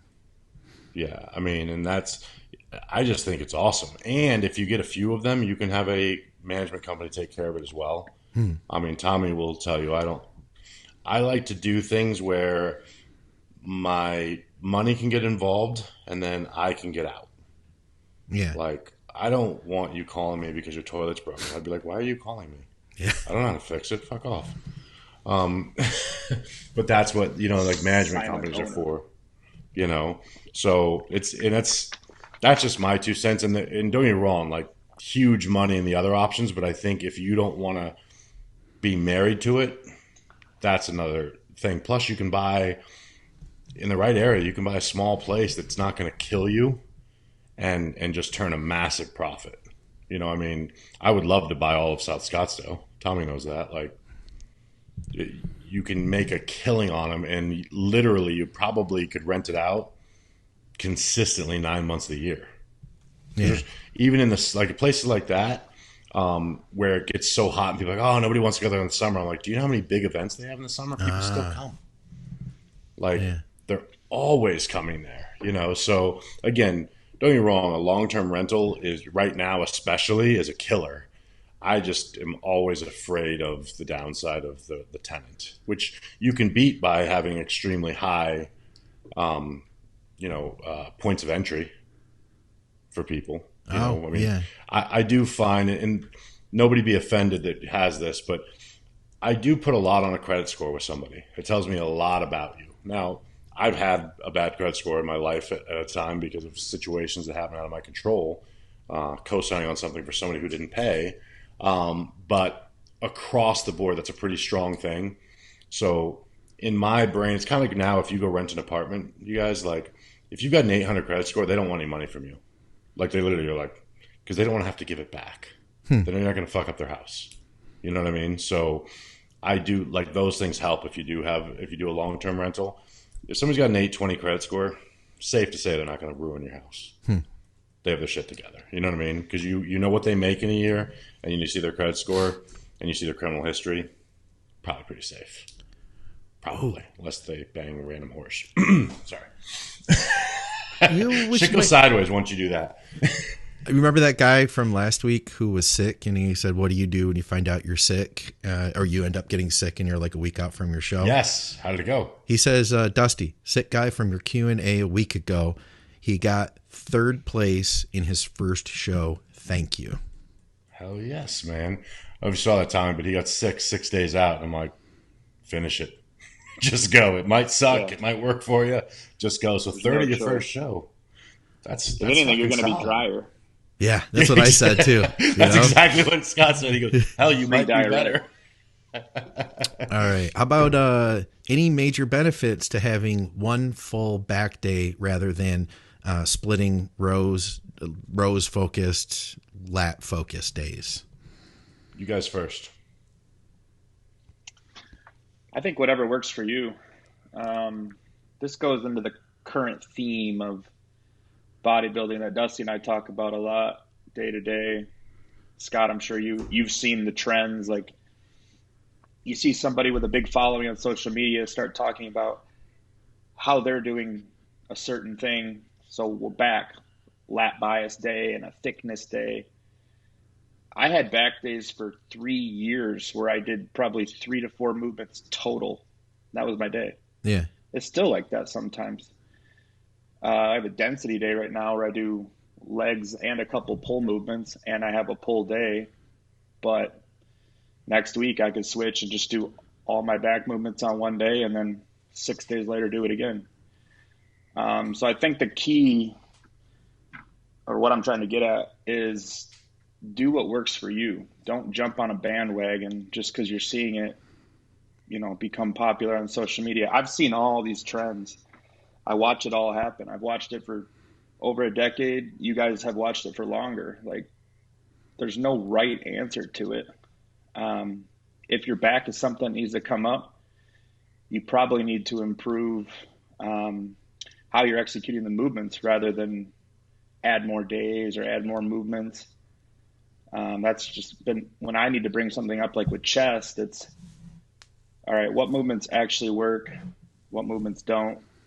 Don't do the ones that don't anymore, and only focus on getting stronger and more efficient with the ones that do, and less volume on a given day, but maybe more frequency. That's kind of been something I do, but it's hard for us to sit here and give you a blanket answer of like, yes, you have to do lats one day and thickness the other day, and that's the only way to do it. Yeah. That's kind of my rant. We did that podcast together, me and you, Tommy, where we talked about what you just said about like getting better activation. Cause I feel like that's the key thing in somebody that, you know, their physique is growing, but then for some reason their chest isn't, but their shoulders look great. It might be, and you know, the answer might not be like do more chest. It might be figure out what you're doing with your chest during those chest exercises. And I think that's a huge valuable point. I'll tell you one thing I've been experimenting with a few people lately is, you know, like you said, there's the trends, and I didn't say trend. I said trends. I always want to make sure I'm clear on this podcast. Trends always play a role, but go ahead. There's the trends of doing like a much higher frequency, which I am a huge fan of. I love experimenting with higher frequency. And one of the reasons is because I had done low frequency for so long with limited results. But you get to a point where some of these guys who have been doing high frequency now for a while with me, I've said like, hey, why don't we do an experiment and let's just go back to, you know, like the 1 time a week or one body part a day split and see what happens next. And some of these guys are like having really good workouts. It's giving them something fresh and different to do. They're getting some soreness that they hadn't had in a while. And you know what, we'll probably go back to higher frequency again, but you know, we always talk about how what works, you know, what should we do next? It's like, well, what were you doing? That's such the key is like, well, you know, this is from Paige. So if Paige is trying to grow her back and she wants to change something, like what is she doing now? The answer might be the next step is to do something different than that, right? Mm-hmm. Mm-hmm. Yeah, no, I agree 100%. I also think that there's something to be said for, Scott, with what you just talked about, that with that change you make, they're excited to go to the gym. Yeah. It's different. They haven't done it in a while. And this will be funny because it contradicts how I train. I haven't changed my routines terribly much. And granted, I've done different things, but within reason, I've been doing the same workouts for 15 years. But I do tell people, like even my clients, they'll say, I have a new program. And I'm like, what, why? And we'll talk and I'll say, but like we do not need one if you're continuing to progress, but if it will make it more fun and you'll be more excited to train, let's change it. Fuck it. Because there's something to be said for that. I had that at one point where I was just having a hard time getting bodybuilding. It sounds crazy, but like I just wasn't really clicking on bodybuilding across the board. The training was always good, but I just wasn't in the mindset. I think because I knew I was done competing and I hadn't committed to that in my mind. And I didn't have like that point to look at as the goal, the date. It's like, okay, even if it was 2 years from now, I always had a date for what I needed to do. So we started training twice a day. 5 days a week we're training twice a day there for a while, Tommy. I did that not because it was going to help me bodybuild, because it was going to make me structure my life around bodybuilding. Mm-hmm. Because now I was super busy. We were driving to the gym twice a day. It's 30 minutes from my house. That's 2 hours in the car. We had to do that. I had my still full client roster, all these things. Then I decided, fuck it, I'm going to add cardio in also. I forced myself into bodybuilding again. And then as soon as bodybuilding clicked over and I was eating my food and everything felt normal again, I went back to normal. Yeah. I just needed to find something to flip the switch because for whatever reason, I was having a bitch moment in life and I couldn't just do it in my brain. Yeah. You know, and just say, well, get it done because you're supposed to. The problem was at that stage of my career, supposed to for what? It was very simple when I had nationals and USAs and I wanted to see how good I could do as a pro. But once that was over, the direct why kind of disappeared. You know what I mean? So I had to find something that clicked it. So I do think that plays a role in some of that success you guys see. It's not just the tweak on the body, but it's exciting. I mean, we do that. We'll just switch the program a little bit just because it's like, okay, this is going to be brutal for a while. Like Tommy and I are on the same split right now, and I'm sore all the fucking time, and I love that. Like that makes me feel like I'm doing something, but I also know, okay, I can only do this for so long before it'll become, detrimental. I think the big takeaway is that training is supposed to be fun. Like True. Anybody that I'm close with our time in the gym is the most fun thing we do in our lives. Right. You know what I mean? We don't go to all-inclusive resorts. We don't go on crazy, extravagant trips. And some people do, but that's just not my thing or anybody that I'm really close with. Their thing either. Like, we love to train. We love that experience of training. So, you know, the 2-a-day training, it was funny because we were posting about it, and one side of the camp was like, oh, we want to try that. And I would tell people, like, this isn't going to get you better. This is just for fun. And then the other Don't side, do this. the other side would tell us that, you know, all the things we were doing wrong, we're not recovering, the movements we were choosing weren't right, blah, blah, blah, blah, blah. And it's like, there was a method to the madness. I remember one day, it was a back day because we split our back days up. What was it? Width in the morning and then thickness at night. Mm-hmm. So in the morning we did bent over barbell rows, old school T-bar rows, load the bar up, put it in the corner, not even with the landmine, and then finish that workout. 5 hours later, we came back to the gym and did deads from the floor and rack deads. All in one day, all in one 24-hour period. And we went heavy. And the next day, him and I were texting. We're just like, damn, I'm sore. Are you sore? He's like, yeah. And I just, in my head, I thought right then, and I told him, I was like, nobody in the industry did what we did yesterday. No one did all 4 of those movements. And I was, that was really dumb. Cool. there's a reason. We are dumb. Don't ever do that. We are far dumber than the rest of these people. But it is. It's. I think that you nailed it, Tommy. Is that's what gets lost. Is it's fun. You know, I mean, when you really love this, and Scott, you'll laugh, but I think, and we've talked about this briefly, but with the near-death experience, then just kind of taking a step back and looking at life in general, one thing I have found is that bodybuilding is really what I do. Like when I think about, so a lot of people, they got their show, they got all these reasons that they do this. I don't have a reason right now other than I want to.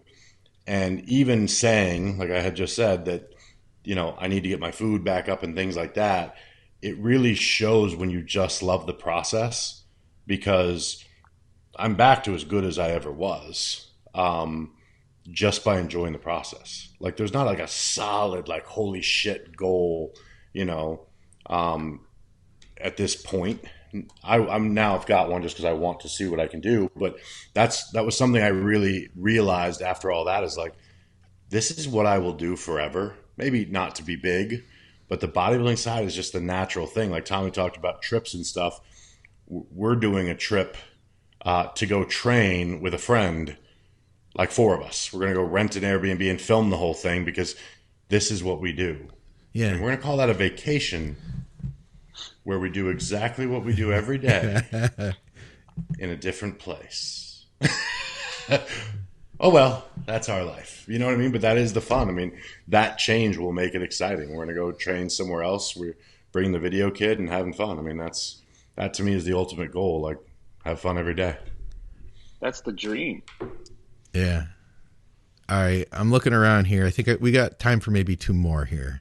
So we should do like a bodybuilding question and maybe something else. You got anything, Dusty? Anything good over there? Anything off topic that looks fun to you?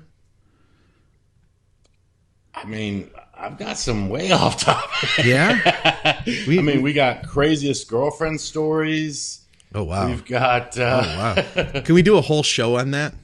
Yeah, that one might require some time for me. Okay, this one's it's deep, but I dig these kind of questions, so I think we should touch it. In your opinion, why are we here? What's our prime purpose? That is very deep. I can still bring it to the shallow end of the pool, but we'll see.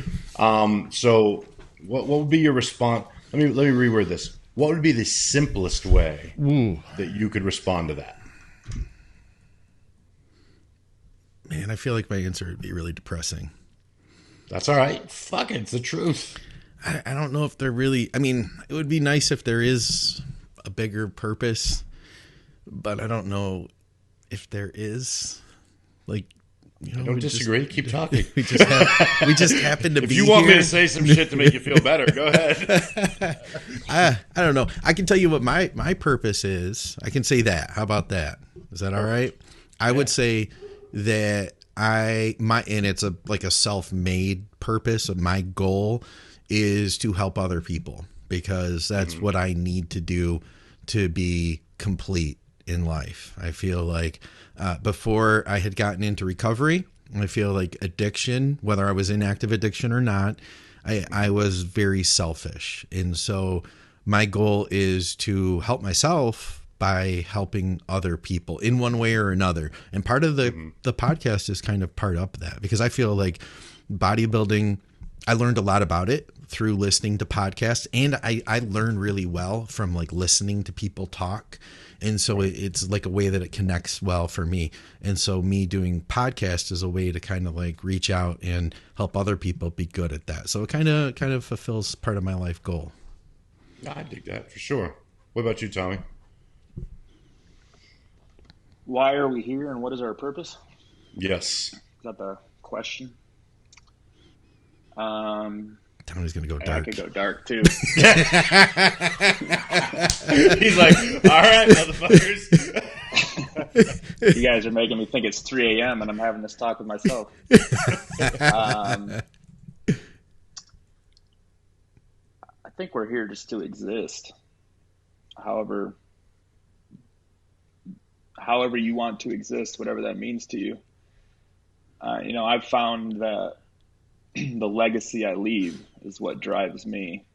And if I don't live every day trying to build that legacy and leave something that I'm proud to leave behind, then there's no reason to live at all.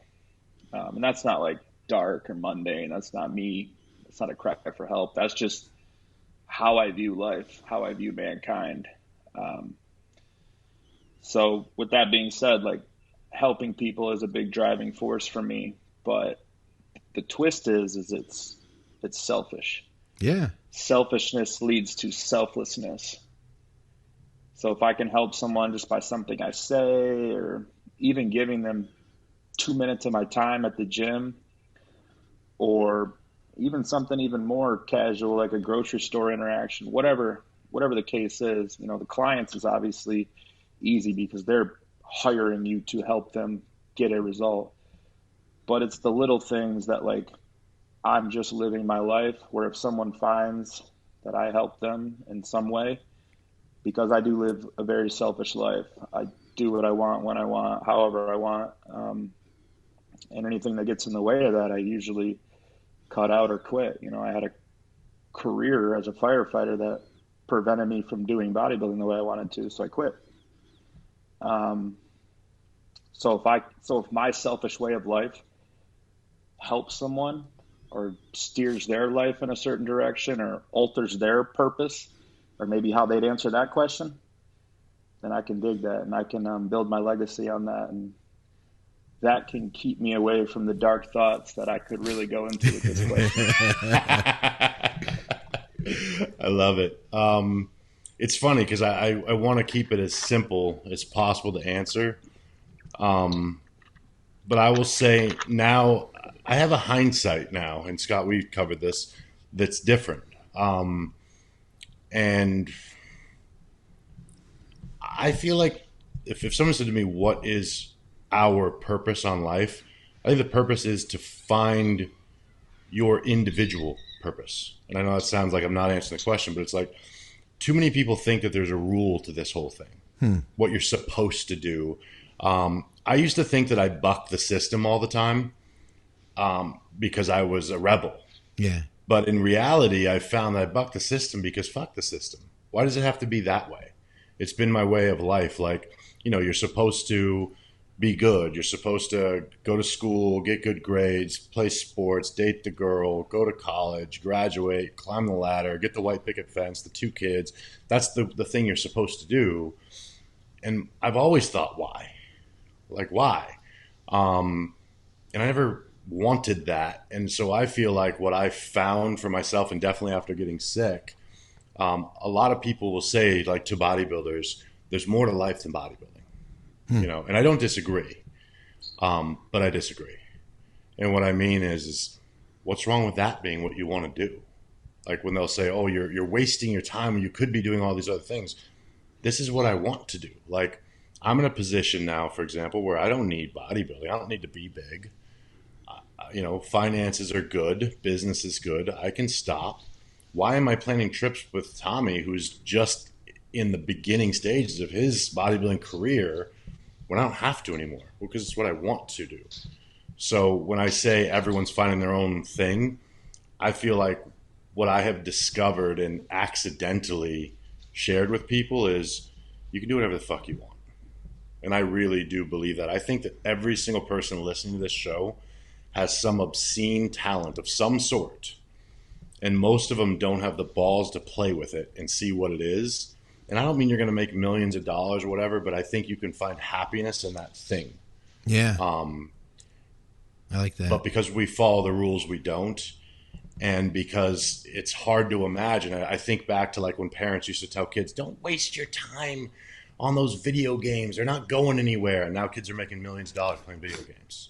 Yeah. You know, or reading back, like I remember when I was a kid, I used to love skateboarding, and, you know, Tony Hawk's teacher telling him he was never going to make anything of himself on the stupid skateboard. Meanwhile, he was making more money than her then. Yeah. And he was probably happier. Forget the money, because it always gets brought up, but he was living his life, you know. So I think the purpose of being here truly is to find out what you want to do and rock it. Like, you know, be a good person, obviously, all that bullshit. But do I think it leads somewhere? No, I do not. I think you rock it while you're here, enjoy it. Hopefully, like Tommy said, you're living your life selfishly and the way you like to can make someone else realize, oh, I can do what I want too. And as long as I'm not damaging anyone, it's a win. Because I don't think anyone could ever say, you could definitely call me an asshole, but I don't think anyone could ever say that something I do every day damages them. Yeah. You know, so if anything, I hope that it's like an inspiration. Like, fuck, dude, look at my life. Like, I literally do whatever the hell I want to do every single day. Why can't you? You know, and that might be being a lawyer and going to school and having the white picket fence and all that shit. That's fine. But when I see minivans, I gag. Anyways. All right, so we got a bodybuilding one to finish this up with. If not, I'll scroll. I've got a couple. You guys want to talk about cluster? Oh, okay, let's do two because the first one's going to be really easy. Okay. Okay. Shallow abs. Even when glutes are shredded, abs are still flat. It hurts my stage look big time. So what's the answer to that? Abs are a muscle. Train them. Train them progressively. Make them grow. That's it. It's your full answer. People treat abs like they're some different thing. Yeah. It is a muscle. And if your abs are flat, that means they have no depth. That means they have no size, for lack of better words. So make them stronger. They'll grow. They'll get better. Guys with long torsos, I find, just like a bicep, you know, if you have a long arm, it takes longer to fill that bicep out versus guys with a short torso. Their abs pop out a lot easier. So I think some of us have to do more work than others to get them to show. Agreed. How about, cluster sets. Let's see here. So he says, for cluster sets, typically I see 4x4 and last set as many as possible. What if you can't get 4 on your third? So he's failing on the third segment of his cluster set. Go ahead, Tommy. Weight's too heavy. Weight's probably too heavy.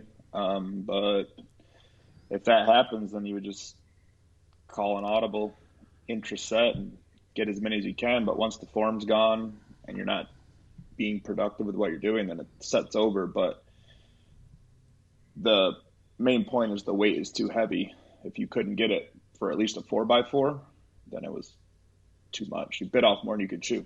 Yeah. Do you guys do many clusters? Sometimes we've done them occasionally. We actually always do them higher reps than that. Yeah. It was funny when he said that's what I see. I'm like, oh, we always went higher than that. I feel like when you're on the real low rep range end of the spectrum, a cluster set gets really hard, because for me to make sure I'm within range on that fourth one, training the way I do, which is as hard as humanly possible, then the first 8 are probably going to be really easy. You know what I mean? And then the basically 9 through 12 will be tough.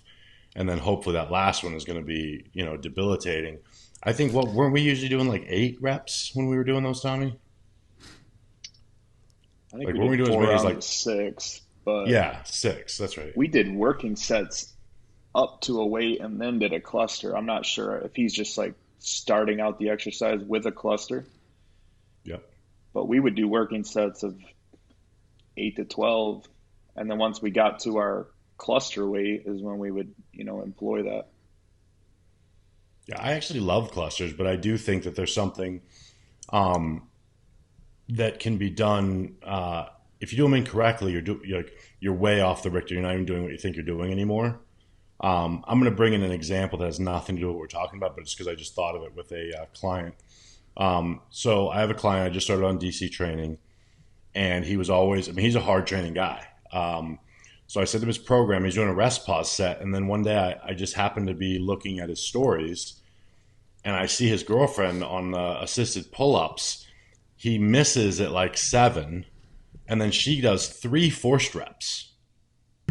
Then he gets done, takes his breaths, comes back on, gets like 2 or 3 reps. Then she gives him 2 or 3 more forced reps. Oh, God. Right? And then the last attempt, same thing. And I messaged him and I said, whoa, this is not the idea here. And he was like, well, I don't see the problem. I mean, what's the difference? And I said, well, if you would have stopped, if you'd have done a weight to say you got 9 reps and just stopped, then took your 15 breaths and came back, chances are you would have gotten 5 or 6 on your second attempt instead of 2. Yeah. Then on your next attempt, you probably would have gotten 2 or 3 or 4 reps instead of 1 and some forced. So the amount of full range reps all you is actually higher, and it's an accurate number, because when your girlfriend is spotting the assisted machine, the amount she's spotting you for on that first forced rep is less than the third forced rep. That's true. So you really have no idea what those are. And I love the mentality, because his mind was still on the idea of we take every attempt to absolute failure. But he was missing out on the fact that now you went beyond failure, and now you're going to do 15 breaths and think you're going to be back into the game. So a lot of times when you get into these intensity principles, it's important for guys and girls to remember that you have to stay within their point. There's no forced reps. Like, the moment you have to, like, for example, Tommy knows when we would do DC or something like that, if he had to spot me, say I got 7 and he had to help me even a little bit for the 8th rep, my logbook would say 7 plus 1, which meant I didn't get that one, but the bar did move, so I want to remember. I don't want to write just 7. Yeah. But I do want to remember I don't get credit for that. You know what I'm saying? Because we don't want forced reps. We want to know that next time I get 8 on that attempt on my own, no one touched it. Okay, that's progression. Yeah. It's very similar to a lot of people will, for example, on a cluster set, they'll start getting sloppy to get that last 4. And I'm like, well, now you're doing it wrong. Also not the same. You know, so selecting your weight is key. And like Tommy said, in that situation, if you're failed on the 3rd attempt, note that, so that the following time when you go to do that same thing, it's like 3rd attempt. You didn't fail on the 4th. You failed on the 3rd, which meant the 4th was useless. You're way too high. I would much rather you do 4, 4, 4, and then get 7 and go, okay, I should have went heavier. You know what I mean? I feel like failing short of weight is the worst thing you can do. My 2 cents. Yeah, I'd much rather overshoot a rep range than undershoot it. Yeah. That's how I tell people to approach any program I start them on is, that first week or that first round through the exercises and all the workouts, you're kind of ballparking where your weights are going to be. I'd rather you undershoot the weight and overshoot the rep range, because that way you're starting out the program on a better note than like if a set called for 8 to 12 and you only got 7, man, now you're starting from a deficit almost. Yeah. And your ego probably took a hit. I know it did because I've been there. And it's just your whole mental will be fucked. And you probably, the 7 reps that you did get, I'm going to bet that 1 or 2 of them were shit form because you overshot the weight. So I just think with clusters, logbook training, any style of training, it just involves checking the ego before even starting the set. So it's okay to be using 20 pounds on a lateral cable raise or a bicep curl. If that's all you can do, then, and that's heavy to you, then that's heavy to you. All these things get associated with, like, I think logbook training in DC gets associated with like training heavy. Like, Yeah. it is heavy for that individual, but if you equate it to like how Dusty or Steve Kuklo or Justin Harris or any of these OG DC guys did it, you'll never want to start. Well, I think that that's the key too is, and I think I know I could do better at that with posting videos, is when I post a video, I'm actually not trying to show you the weight. I'm trying to show you the last rep or 2 that you probably thought I wasn't going to go for, and fuck the weight, because the weight doesn't matter. You know, Scott, and Tommy knows this. I've had people say to me, wouldn't it be safer if you did 495 instead of 765? And I'm like, I got 765 for 7. Like, what do you mean lighter? Like, I'm in my range, you know? But they'll watch a kid do 315 for 2 and completely put himself in a very dangerous spot. And that's fine because it's only 315. And I'm like, no, that is 900 to me because of how he was doing it. You know what I mean? So I think that that's where things get kind of thrown off is, you know, when you're watching someone who you think trains with intensity, ignore their weight and watch the reps that you think they're not going to do. When you're like, oh, he's done, he's about to rack this, and he gets 1 more or 2 more, that's what you should be watching. Like, Jordan Peters is not human. Do not worry about the fact that he's pulling 800. Yeah. Because if you can make your reps look like that with 400, you will grow. Yeah. And then 500 and then 600. You know what I'm saying? I think that that's what sucks about the social media, is because I'm impressed by intensity and how things are done. I mean, a week ago, I walked up to a kid in the gym because he was squatting 225, but like flawlessly. And it was so good. I'm like, I got to go say something. Like, this kid just did 3 reps that I did not see happening, and they were flawless. And then the look in his face, because obviously he's seen me train, for me to be like, holy shit, that was nasty. And he was like, well, it was only 225. And I'm like, I don't care. That was disgusting. That's a challenge. I wish everybody would get into that, but I feel like not everybody does. You know, it's exciting as a coach when I work with somebody and they send me video and I see them digging down and they get something like that. But then I've also worked with guys, it's like, that's not what they find fun.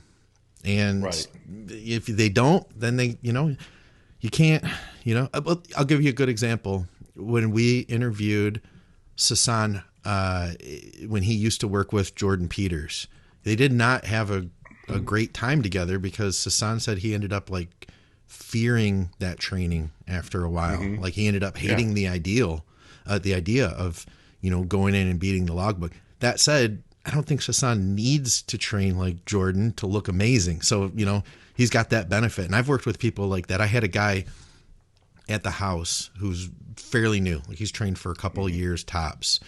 And his back looks better than most people that I know who've been doing it for a decade. And I wanted to run him through a leg day and like really show him what intensity was, because he wasn't getting it in the videos. And thankfully he lived locally. And we did a really intense set on the hack squat. And when he got off that hack squat, I realized, I was like, oh, fuck, I think I made a mistake. Because he looked terrified, like utterly terrified. And I was like, I don't know if he's ever going to work out with me again after this. It's over. It might be. It might be. And thankfully he did hang in there. But I guess that's the thing I've been trying to think about lately, is as much as I want people to get that, and I think most of our audience does, and how valuable of a tool that is. Well, I hate to say it's like I'm trying to come to terms with it. It's not for everyone. Well, it's not. But the thing is intensity. Again, if it's not weight, it could be something else. Yeah. For example, I mean, we did Gina Davis's training one time. What would we have? 5 machines that we were using all in a row. Oh God. For crazy amounts. I mean, and we did not keep the weight light. Yeah. Because I was like, fuck that. Never less than 6 plates on a hack squat ever. And I was debilitated. Yeah. I mean, like during the workout, I'm like, well, I'm fucked. I mean, I knew before we started I was fucked. But I think that that's the thing, Scott, is intensity doesn't have to mean weight. It doesn't have, like, it's just pushing yourself. The thing that I like about weight is you can measure it. I just think some people, they don't have that. Some people, they're good with 8 and then quit. They could have gotten 2 more. And then if you put a gun to their head, they could have gotten 9 more. But no, and you are right. Like, there is something to be said to that. And it's funny, but this is, I would call it a chink in my armor as a human, because I do recognize that and I still don't understand it. Yeah. Because it's very difficult. And don't get me wrong, like, we are all aware that everybody has different goals and different things that matter to them. And people go to the gym for different reasons.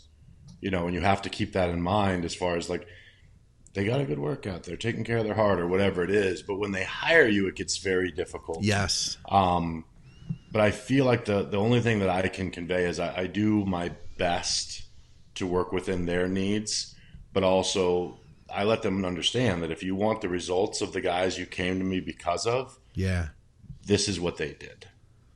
And if you don't, that's all good. I mean, I have plenty of clients that they just, like, we feed and I have a good time with them. Like, they don't make drastic changes, but they are improving. But I will always point that out if they come to me, because they're like, hey, I saw Tommy and now I see him now and he looks completely different. Or I saw Matt when you started. And then I tell them, well, that wasn't me. These are sick fucking people. Yeah. And, no offense, I gave them the key, and pure offense, and they ran with it, because I do think, like, if guys that are listening to this would go back and listen to our interviews with Jordan, with James, you would find that, like, and I tried to put a post about that the other day, like, they're just different. They're wired different. Like, I can't, if you told me 10 years ago, Dusty, if you continue to train like this, you're never going to be a great pro. You should do this. This will work better. You will look closer to a great bodybuilder if you do all this stuff. I'd go, oh, yeah, I'm not going to do that. Yeah. Because I want to train. Like, that's what I want to do. And bodybuilding just was the byproduct of it. You know what I mean? I wouldn't make that trade. Like, even the people have said, like, and I know this, rushing to put on size hurt my midsection and hurt my bodybuilding. Would I go back and change it? No. Because that's what I love to do. So like you said, Scott, it's down to what do you want? Yeah. And as long as you're making that decision, consciously, cool. It's hard for me to get with that. You know what I mean? To, like, let people not. I want them to see that. I have trouble letting people be themselves also. I want people to see that. I want people to be no, like, you cannot wear Crocs in the fucking gym. I'm sorry. But no, I totally feel you. How do you approach a client, Scott, that doesn't have what we're talking about as far as that switch for training? Man, I think obviously it's all contextual, but if it's like if the words pro card were in the questionnaire that you filled out to hire me, then we're probably going to come to a stalemate. If that was your goal, or you said it was your goal, but you want to do what I would call lazy training and you don't have insane genetics, where do we go from there? Yeah. I'm trying to think about how I would approach a client like that. That's a challenge for me, honestly. But I think it depends on the person. The guy who came over to train, I think that he in particular does have the genetics that he could probably do a lot more than most people, at least, without having that gear that makes us love. That gear is what we love. All three of us love about bodybuilding. You know, if I were to tell you like, hey, you know, just don't switch into that gear for this year, it'd be like that would take away the fun, you know. But Right. I think for him in particular, more volume is my answer, and I think for him that might be good enough for his situation. For me, it wouldn't be, you know, and for if somebody came to me and they're like, hey, listen, I kind of have shit genetics like you do, Scott, and I want to put on as much muscle as possible, then I'm going to say, well, then we're going to have to do some pretty intense stuff, you know. It's just got to be the answer. For this other guy that I'm talking about, he might not need to, you know. There's people out there like the who am I thinking of? Paul Dillette, you know. There's your Paul Dillettes of the world. I don't understand them, you know, but hey, they're out there. And I think that's what's fun, though, is, you know, as long as everyone's progressing and doing what they enjoy, it's all good. But I do know what you mean, Scott, because I have to be reminded on the regular. A lot of my friends are smarter than me and have made a lot more success than I have in life. And they'll remind me on the regular, if everyone thought the way you did, we'd be fucked. What do you mean? Because there'd be, well, so for example, I called a friend of mine when I owned my stores, and I was just ranting about the way some of the employees were. I'm like, I swear to God, there could be shit in the middle of the fucking floor, and if it wasn't on the list of things to do, they wouldn't do it. But the list is executed every day perfectly. Yeah. And he let me rant and rant and rant, and then finally he was like, good. I'm like, what do you mean good? And he goes, well, if they all thought like you, there would be no one to work for you. And I was like, oh shit, because that's like the thought of working for someone to me, I actually like lose oxygen almost immediately. You know, so it just, that basic thing really helps, you know, because on the flip, it's very easy to justify for someone who's great. But like, let me put this argument in just for fun. If someone were to say to you, if Phil Heath trained like Johnny Jackson, would he be a better bodybuilder? Yeah. I don't think so. No. I think it would fucking kill him. I think his body might fall apart. Yeah. I don't know the answer, but I don't think he'd be better. So, you know what I'm saying? So I think that's where people, again, back to what we said in the beginning, it's like, do you, what works for you, and it's not always about results for some people. You know, like everything I do is for results, but other people, you know, that guy's like, nah, man, I don't want to fucking feel nauseous after training. Yeah, yeah. The look on that guy's face. Fun. The look on the guy's face at my house, man, I was like, oh man, I did the wrong thing. Like his just look on his face, it was like, oh my God. And because I told him, I was like, man, just trust me. I was like, you got another rep. Trust me. You can do this. And I kept telling him that. And he got literally like 3 times as many reps as he thought he could have. And I don't think he's ever done that. But then again, though, he doesn't come over every day. And I doubt he's done it since. But maybe it showed him something, you know? Yeah, if nothing else, it showed him what he doesn't want to do. I mean, I know it sounds funny, but I don't think there's anything wrong with that. It's like the addiction that everybody has to wanting to, everyone says they want to be an entrepreneur. I'm like, really? Have you done it? Because it's a fucking bitch. I love it, and I wouldn't trade it, but it ain't for everybody. You know what I mean? So, yeah, I don't know. I think the other flip to it is, Scott, is then you get a Tommy. Like, you know, where when he came along, I remember asking Tommy for videos, and I was like, this kid has another gear. And he was already training hard. But I'm like, I think there's more. Huh. And when it clicked, it was like I won the lottery. Because then every video I was like, well, fuck, he shouldn't have went for that one. Jesus. You know what I mean? But I think that's the fun is when you do get those people that click in. It's just, you know, it's kind of what you talked about with the, you know, with helping other people, you know, because, you know, had I died in June, like my legacy, as Tommy said, would roll through with him. Now he's doing his own thing, but a piece of that was dropped in by me.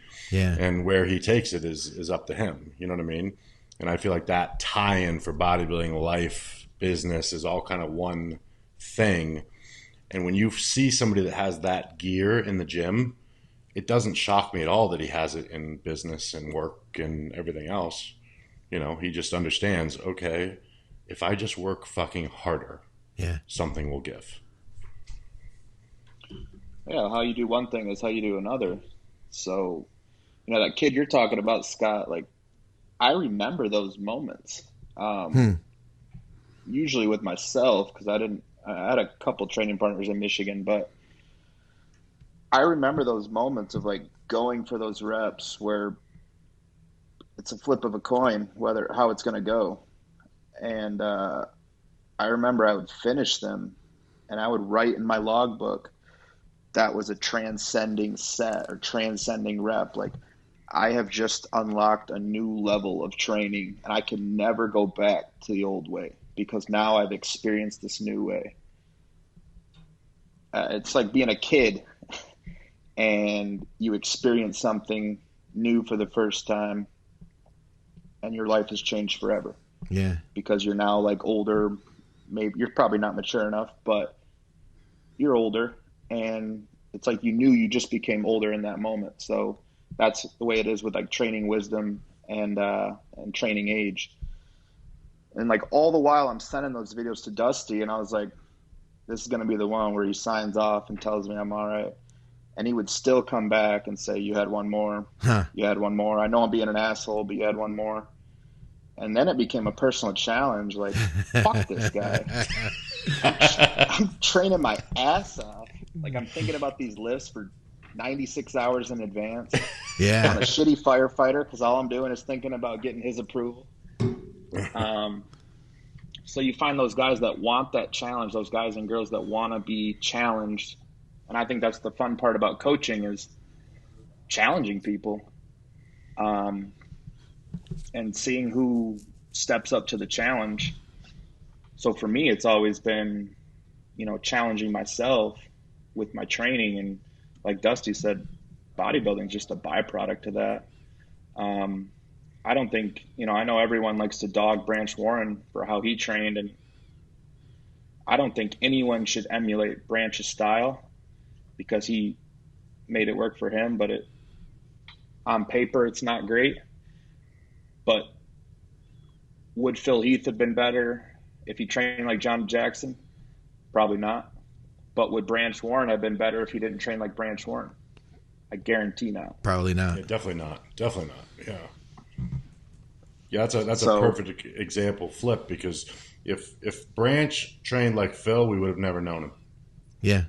I mean, he looked good, but he wouldn't have pushed to where he went, you know? Like, he had that he's still good young physique. Genetically phenomenal. Yeah, I laugh when people say he didn't have genetics. He was insane. He won team nationals. He took it to, like, such a level, though, like, at his biggest, that was just he wouldn't have been there. He would have never reached that. No, because even what he had, even that raw talent, even when that team nationals was on, he always trained like that. Yeah. So I really do believe, and I believe the same, I mean, not putting myself on that level or even close, but if I hadn't forced Dante to take me on and have someone teach me that kind of training mindset, I don't know what I'd be doing, but I do know it would have nothing to do with bodybuilding and no one would know me. Because it's the only reason I was able to take this level of genetics somewhere enough. You know what I mean? Same thing. If I didn't have that gear, garbage. You know, you have to have. I always feel like everyone has some sort of like if someone says, "What's your greatest genetic thing?" Like with Phil, it's like, well, his entire body. You know, with some of us, it's your brain. You know, because even like great athletes, so Wayne Gretzky is known obviously as, if not the great one, as they call him. But a lot of people don't understand that he was great because he was smart. He saw the game better than everyone else. He wasn't the fastest, didn't shoot the hardest. Like if you really broke down individual talents, he was not the best. But he saw the game differently, so he was the best. You know what I mean? So I do feel like that's the difference, is knowing what works for you. And thankfully, for some, like I used to argue, and I don't even know if this is true anymore. I'd love to hear your guys' impact. But I used to always say, if you take the best genetics on the world and give them hard work but not the best, you've got Flex Wheeler. But if you take the best genetics in the world and you make them insane mentally, you have Ronnie Coleman. You know, and I really do think that Ronnie separated himself not just purely on genetics. I think Flex's genetics may have been better, but Ronnie was insane. Not just his training, but his eating and his lifestyle. Like, this is what he did. You know, or you could like add Kevin Levrone to that. You know, what if Kevin had the mindset? You know, a different mindset than he had. Then where would he have been? Yeah, he's my favorite of all time. So yes, if there's anyone on the planet I could have walked around looking like for a day, it would be that for sure. British Grand Prix, or even like a Jay Cutler mindset. Yeah. Yep. Yeah. You know, he labeled himself as just a machine. And I think that's what anybody listening to this, and if you don't know you have good genetics, you probably don't. Yeah. So just remove genetics from your thinking for the rest of your career, and it won't be an issue. Because you're always going to know that you're just playing the hand you're dealt. That's the way I am. You know, I've never looked at myself from day one or yesterday when I took pics and said, I'm Olympia material. Like, that's where the delusion lies for people, is like idolizing people and thinking like, well, if I work hard, I can do what they do. Like, nope, there's levels to this. But nothing bad can happen from working as hard as you can at bodybuilding and seeing, you know, where the chips fall, whether that's competitively or just being a lifestyle bodybuilder. Every aspect of your life should get better if you're doing that. Agreed. So I equate that to training. I just don't know how you're going to get results if you're not training hard, whatever, you know, it doesn't have to be DC or cluster sets or any style of training, but if you aren't taking it past your preconceived notion of what a limit is, how do you get better? Yeah. Without the genetic component. Love that. Tommy, I feel like you knew that we were going to come to an end and we had to fucking finish it with like a man, you know what sucks about this episode, Scott? I think it's my last one. It's going to be you, Tommy, and Ron after this. Shit. No, but seriously, Tommy, thanks for jumping on with us, and I think people are going to dig it because you do bring in that aspect, and I think it's huge, the mental side, because it's also what makes it fun. I mean, that's, like you said, that's life, and nothing bad can come. And it does all push back into lifestyle. Like, you know, I do feel like once you realize that you're limitless in one area, and I say limitless at the same time saying don't think you're ever winning the Olympia, but meaning you don't know what the limit is, I guess, until you find it. Yeah. You know, so I think that that's the magic, and the same thing happens in life and business and everything else. Like, I never know what I can't do until I can't do it. So I just go for it. See what happens, you know. Same thing, Scott. I think we touched on this about coming back. Like, when I came back into bodybuilding after being sick, I didn't think about it at the time, but once you and I talked about it, I realized I never said to myself, how long is this going to take? Yeah. What's going to happen? Will my right side ever work again? Because none of these things were for sure.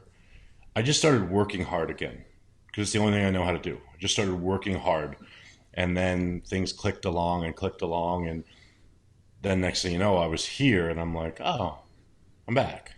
Yeah. But it was never, I mean, yes, I had a goal in my head. The only reason I had somewhat of a goal is because the doctors limited me, and I fucking hate that. That's a great way. Maybe they knew. Like, just tell him he's never going to bodybuild again. Tell him. It wasn't even that. It was just the amount of time they assumed it would take to do anything. I was like, oh, I don't like these numbers. Yeah. But other than that, there was no thought to it. And I think that kind of, back to what we talked about earlier, that's when I realized I love bodybuilding, is I didn't really care. I was just happy to get back to work. Happy to be able to. Yeah. You know, yeah. And Tommy had to readjust me a few times in the beginning because it still would be frustrating when, like, your body wouldn't move. Yeah. You know, and I would be complimenting myself, but also not happy.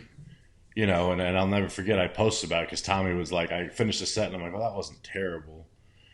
And Tommy goes, I was spotting you drinking out of a straw a week ago. And I was like, That's a valid point. So, but yeah, great episode. Glad you guys could jump in. And Tommy, I think you and Ron and Scott will have a great show moving forward. And I wonder what Ron's doing right now. Like, what do you think he's? Because we saw his video. He like did a whole helicopter tour of Hawaii and stuff like that. He's having a blast. He was riding bikes with a bunch of people. Like, I'm like, Ron is making so many mistakes, Scott. Yeah, why is that? He's adding friends. You don't need more friends. You're good. You got plenty. He was smart though, getting out of. I hear it's terrible over there in Vancouver right now with the floods. Well, it's terrible in Canada in general. Just comment. You can just roll over the whole thing, you know.